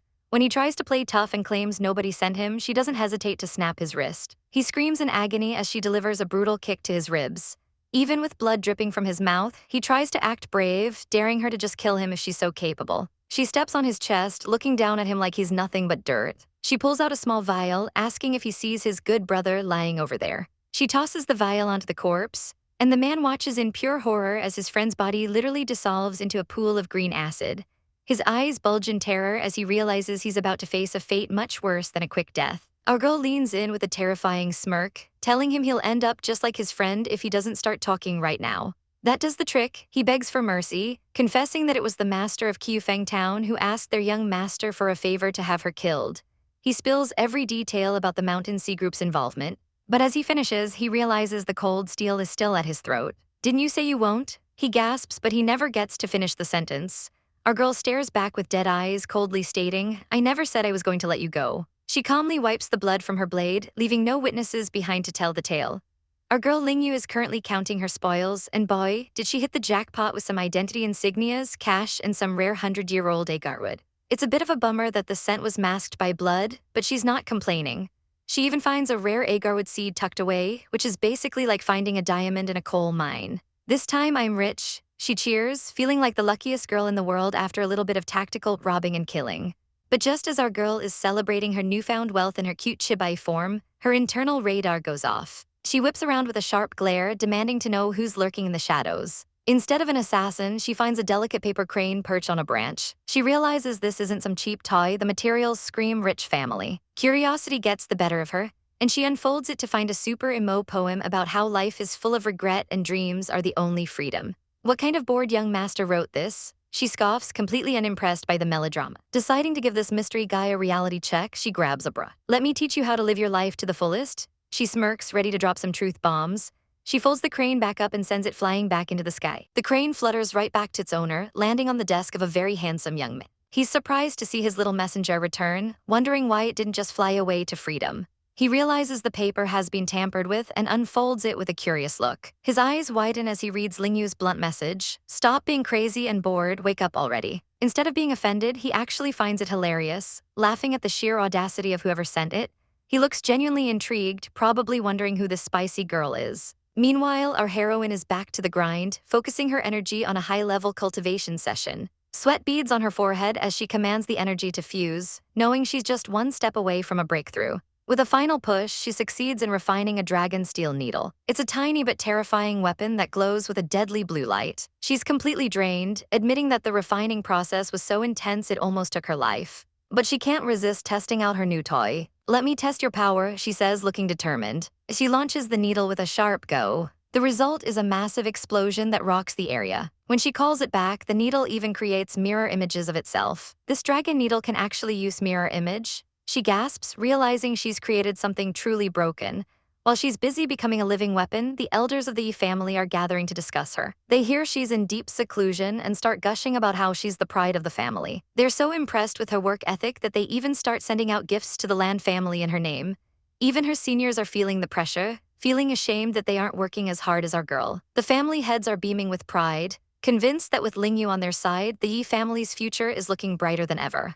Yeah, I think so too, one of them agrees, watching her senior walk off to train. A servant brings a massive jar of wine to our girl, though he mentions that the mysterious Miss Ling is currently in seclusion. Our girl doesn't care about the gossip right now, she's focused on the monkey wine that's supposed to boost spiritual energy. It smells so good. She cheers, practically drooling as she pops the lid. She doesn't even wait for a cup, grabbing a massive ladle to gulp it down like a true refined lady. Suddenly, a voice booms behind her, "Good daughter, so you were hiding such good stuff from me while you were at home." The shock makes her spit the expensive wine right out. Enter her father, Lan Yingwu, the counselor of Glass City, accompanied by the city's top counselor, Wen Si. Our girl is fuming, shouting, "Father, you made me waste a mouthful of good wine." But the old man doesn't care about her temper, he just wants a taste of that fragrant brew. Bowls are set out, and she reluctantly pours them a serving of the 100-year-old monkey wine she got from her friend. The two men down it instantly. "Good wine, this monkey wine isn't famous for nothing," her father exclaims, looking like he's reached nirvana. Seeing him in a good mood, our girl suggests inviting the friend who gave it to her for her birthday. Her father's smile falters when he hears the name Yu. He warns her that the Yi family are just third-class vendors and she needs to be careful with her company. Offended on behalf of her bestie, she snatches the wine jar away. It was Yu who gave me this wine. Initially, I was going to give it to you as a gift, but now we can just forget about it, she yells. Faced with the loss of his precious alcohol, the father immediately folds. Fine, fine, I'll have Uncle Wen send her an invitation. She's back to being daddy's little girl in a second. But as soon as she leaves, her father's face turns serious. He tells Wen Si to investigate Yu's personality first. If she's bad news, the invite is off. 3 days later, we find our heroine Yu working hard. She's practicing her needle-throwing skills on a straw man, but it's just not challenging enough. It's time to use a live target, hehe, she says with a devious smirk. Poor Zaiachi is currently minding its own business eating tomatoes, completely unaware of the betrayal coming its way. Yu baits the little spirit beast with a juicy drumstick. Zaiachi leaps for the treat, but Yu's eyes sharpen with terrifying killing intent. The little fox realizes too late it's been bamboozled. A needle whistles through the air. Zaiachi tries to defend itself while clinging to its precious snack. But the attack is too much. The poor thing ends up spinning like a top, eventually collapsing onto the grass with its soul practically leaving its body. Even while seeing stars and feeling dizzy, the dedicated little glutton refuses to let go of that drumstick. Looks like I've mastered the 7 fallen steps, Yu says, feeling pretty proud of herself. She gives her little fox, Zaiachi, a squeeze, promising him a big chicken leg as a reward for his hard work. But the celebration is cut short when she's told that people from the Taishu residence are at the front lobby demanding to see her. Yu is completely baffled, having no clue who they are. Let's go together then, she tells her companion, deciding it's better to face the music. As she walks, she tries to keep her cool. Whether it is a blessing or disaster, it's not like I can dodge it, she thinks. She enters the room to find a silver-haired man elegantly sipping tea. He hears her footsteps and looks up with a sharp gaze. Missy, did you gift a jar of monkey wine to another girl a few days ago? He asks with a polite smile. Yu realizes he's talking about Sister Lan and asks if she finally got her wine back. The man hands over a fancy-looking envelope. I came here under her instructions to give you this invitation, he explains. Our girl is stunned. It turns out Sister Lan is actually a high society miss from the Lan Taishu family. She manages a quick thank you butler as she takes the letter. The butler doesn't stay long, excusing himself to attend to other matters. Even when someone offers to show him out, he politely declines. As soon as he leaves the room, the atmosphere turns chaotic. Her family members are standing there looking like they've seen a ghost. Such a huge matter, why didn't you tell me about it first? Her relative shouts, demanding to know when she became besties with a Lan family miss. Yu isn't about to stick around for a lecture and makes a run for it. She sprints out of the room, leaving the men totally bewildered. Safe for the moment, she holds up the invitation and starts heading back to her own quarters. Suddenly, a paper crane comes flying through the air. She catches it and sighs, wondering if the master with the broken brain sent it to her.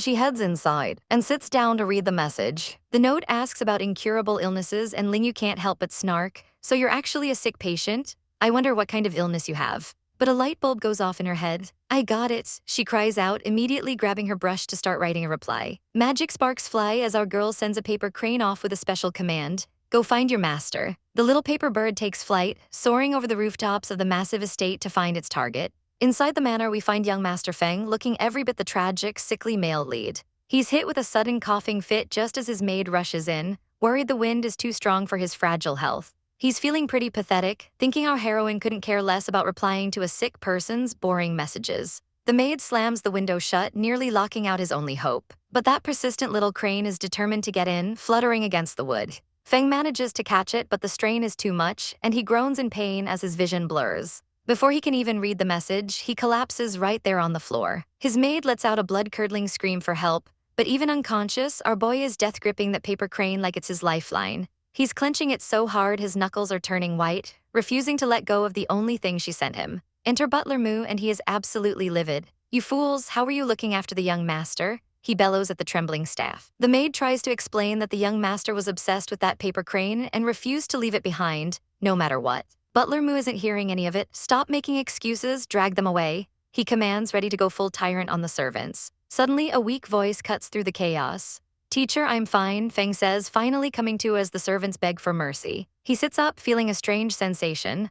The bone-chilling cold that usually plagues his body is actually being suppressed. Just then, a servant announces the arrival of President Machin. The president checks him over and delivers some shocking news. The cold aura that's been killing him has actually lessened compared to a few days ago. Did you use some kind of rare or miraculous medicine during this time?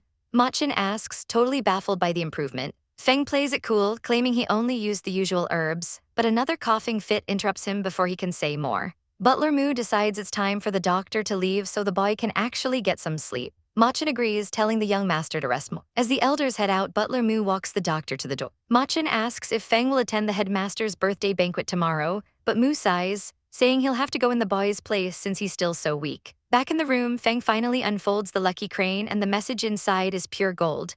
Nothing is impossible in this world. There are no incurable illnesses, it reads, promising that the crane will take away his sickness. He stares at the paper, touched by her words. Meanwhile, our girl is busy doing some detective work of her own. She's reviewing intel from her uncle about the Lan family's father and daughter. It turns out the head of the house, Lan Yingwu, is a retired general who moved to Glass City because of a chronic leg disease. She knows exactly who she needs to target next.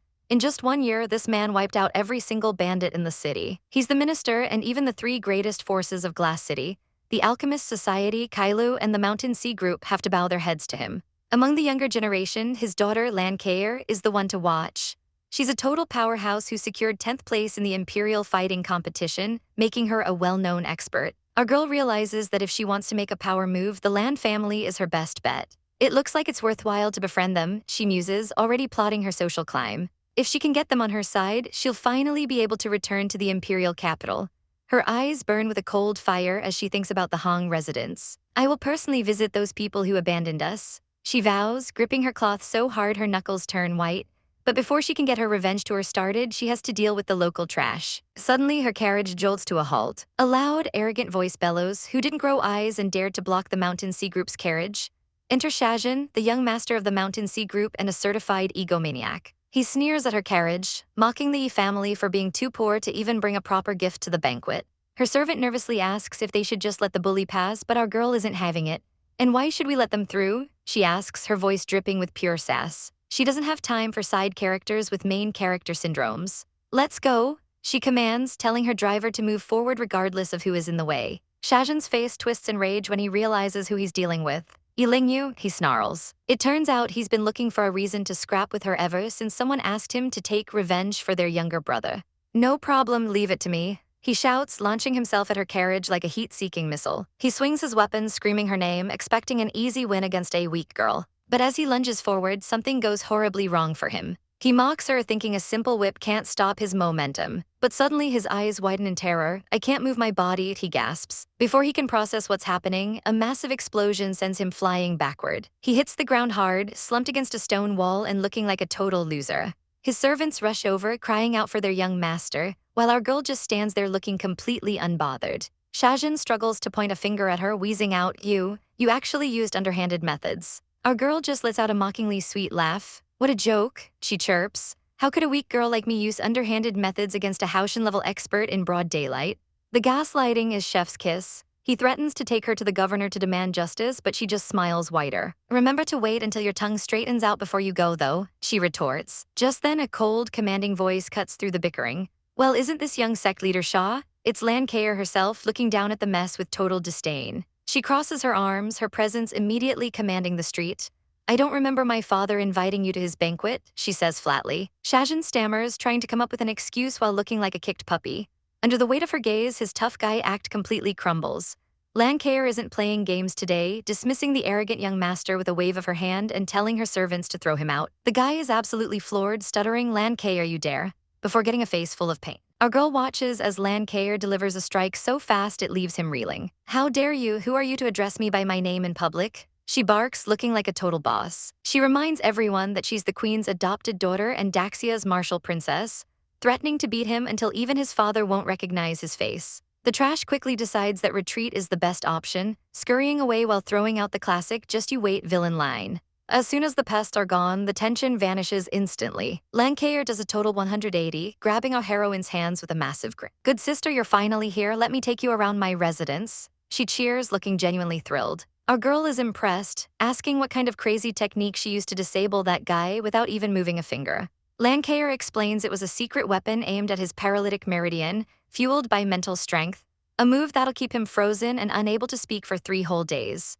Lingyu is officially a fan, realizing she's found a kindred spirit who hates the same annoying sect member she does. But Lan Kair's affection is a little intense, nearly squeezing the life out of our poor heroine in a giant hug. Once she's finished accidentally suffocating her new bestie, she drags Ling Yu off to the banquet. Our girl takes her seat, looking adorable and refined as always. She notices a distinguished-looking old man across the way, and Lan Kair whispers that he's the president of the Alchemist Society. Ling Yu's eyes go wide as she realizes this is the same old man she ran into before. He recognizes her immediately, laughing and commenting on how healthy she looks. She quickly offers an apology in case she offended him during their last meeting. But he's not bothered at all. He's actually curious if she's managed to learn the technique he gave her. When she modestly says she's learned a bit, his jaw practically hits the floor. She explains she has the basics down but isn't quite effortless yet, so he offers to give her some expert pointers. Lan Kair decides to leave the two geniuses to their shop talk while she goes to find her father. As they settle in with some tea, the president is absolutely blown away by her insights. "Young child, your understanding towards medicine and weapon refinement makes me feel ashamed of myself," he admits, completely impressed. Our girl just smiles, keeping it humble by insisting she only knows the basics. Their deep dive into alchemy is interrupted, though, as they both look up to see a new arrival. A man in bright red official robes approaches with Lan Kair by his side, radiating an aura of serious authority. Our girl is scanning the room like a hawk, and her eyes land right on the high-ranking Taishu. She's got a medical eye for detail, immediately noting that his leg injury looks incredibly serious. She's so lost in thought that she doesn't even notice Sister Lan sneaking up on her. "What are you looking at? You look so focused," Lan chirps, catching our heroine off guard. Lan leans in close, promising that once this banquet is over, she's going to introduce Ling Yu to her father. "Really?" our girl asks, her eyes sparkling with the prospect of making a powerful new connection. Lan treats her like a precious little sister, giving her a sweet head pat that has our girl feeling all warm and fuzzy. As night falls and the moon takes its place in the sky, it's time for the big meeting. Inside the private quarters, the atmosphere is surprisingly chill as the Lord laughs heartily. Lan knocks softly, asking for permission to enter, and her father welcomes them in with open arms. "Father, this is the Sister Ling Yu that I've always talked about," Lan introduces her proudly. Our girl plays it perfectly, offering a respectful greeting, but the Lord just laughs it off. "No need to be so polite, just call me Uncle," he booms. Uncle strokes his beard, getting straight to the point. He's obsessed with the monkey wine our girl gifted him earlier. He's a total wine connoisseur, or maybe just a high-functioning drunkard, because he's dying to know how much more she has back at her house. He admits he's been savoring every sip, and the less there is, the more his heart aches. Little does he know our girl is basically a walking brewery. Thanks to her secret Hong Meng Tian space, brewing a 100-year-old batch is as easy as breathing. She plays it cool, promising to send him more in a few days, which earns her some major brownie points. Lan sees a golden business opportunity here and asks if Ling Yu wants to sell her legendary wine at her shop, Zuixian House. Our girl isn't about to turn down a chance to get rich, whispering a quick sure as they plot their takeover of the wine market. But as they walk out, our girl's mind is still on that leg. "Sister Lan, I think Uncle's leg isn't that good, right?" she asks softly. Lan's face falls as she explains the tragic backstory. Her father was ambushed on the battlefield by alchemy spells. He kept his life, but he's lived with a permanent limp that even the world's best alchemists couldn't fix. Our girl promises to keep the secret tight, leaving Lan feeling relieved. With one last affectionate head pat, Lan sends our heroine off to get some rest. But the peace doesn't last long. 3 days later, over at another compound, things are looking grim. We see a man bedridden and sweating, his face twisted in agony. In a fit of pure, unadulterated frustration, he punches the wall with enough force to shatter the stone, his spirit clearly reaching its breaking point. The sectmaster is absolutely fuming, slamming his fist down and demanding that his men find Ling Yu immediately. His subordinates are shaking in their boots, explaining that our girl is currently under the protection of the Taishu family and the Alchemist Society, making her a very dangerous target. But the sectmaster doesn't care about politics. He tells them to invite her over by any means necessary. Back at the estate, Ling Yu walks in to find some very unwelcome guests waiting for her. Her fifth uncle is sweating bullets, explaining that the Mountain Sea sect has sent people to invite her over as a guest, which we all know is code for a kidnapping. Our girl just gives a sly, confident smile because she's already 10 steps ahead. She tells her uncle not to worry and to send word to Princess Lan, inviting her to come along to the sect to watch a show. Over at the Mountain Sea sect headquarters, a guard rushes in to tell the master that the girl has arrived, but he's stuttering so hard he can barely get the words out. "Bring her directly here," the master bellows, expecting to have the upper hand, but his jaw nearly hits the floor when Ling Yu walks in with Princess Lan right by her side. Suddenly, the tough guy sectmaster is all bows and apologies, stuttering about how he didn't know the princess was coming. He tries to play the victim, begging the princess to be the judge because Ling Yu supposedly used witchcraft to paralyze his son. He whines that his precious boy hasn't been able to move or speak for 2 days. Princess Lan just sips her tea with a look of pure "I don't care" before stone cold lying to his face. She claims that everyone saw his son try to provoke Ling Yu before clumsily falling on his own. She even leans in with a savage smirk, suggesting that maybe his son's legs are just weak from playing with too many women lately. Realizing he's been totally outplayed, the sect master has no choice but to swallow his pride and beg our girl to treat his son. Ling Yu plays hard to get, making sure he knows that she expects total sincerity. And by sincerity, she means money. She demands a casual 10,000 silver examination fee plus a long list of expensive ingredients. The sect master is literally clenching his teeth so hard they might snap, but he has to order his servants to go get the cash. Princess Lan can't help but giggle, admitting she's never seen the old man this mad before. 2 hours later, the ingredients are delivered, but Ling Yu kicks everyone out, claiming she can't be disturbed while refining medicine. As soon as the doors are closed, our girl drops the act. She tells the princess that she only needs 2 needles to fix the guy, and that Lan can keep all those expensive herbs for herself. As for the medicine she's preparing for the sect master's son, she's just going to mix some horse pee and dung and call it a day. The 2 girls share a devious laugh at how bad they are before heading in to treat the patient. Poor guy has no idea what's about to hit him as they swing the door open. Our girl has just finished cooking up a storm, and by cooking, I mean refining some high-level medicine. But Sect Master Shaw isn't exactly a satisfied customer yet. He looks at the results like they're a pile of trash and screams, "What kind of medicine are these, you dare to play me?" Ling Yu doesn't even blink, hitting him with that "don't hate the player, hate the game" energy as she tells him not to mind the smell. "This is a divine pill," she explains coolly. "Without it, your son will never be able to get out of bed again." She demands to be led to the patient immediately so she can start the acupuncture. The sect master's goons are sweating bullets, asking if they're really going to feed the young master these sketchy-looking pills. But the sect master is at the end of his rope. "Eat, he has to eat it," he bellows before adding a casual death threat. "If this doesn't cure my son, I will take her life." Talk about high-stakes healthcare. 1 hour later, the tension has finally simmered down. Our girl is chilling with Sister Lan, thanking her for all the backup. Sister Lan just gives her a wholesome head pat, telling her there's no need for thanks between sisters. Ling Yu is already planning her next move, asking Sister Lan to look after her 5th uncle while she heads back to town. "Rest assured," Lan promises with a smile, "the next time you come back, your residence will still be in perfect condition."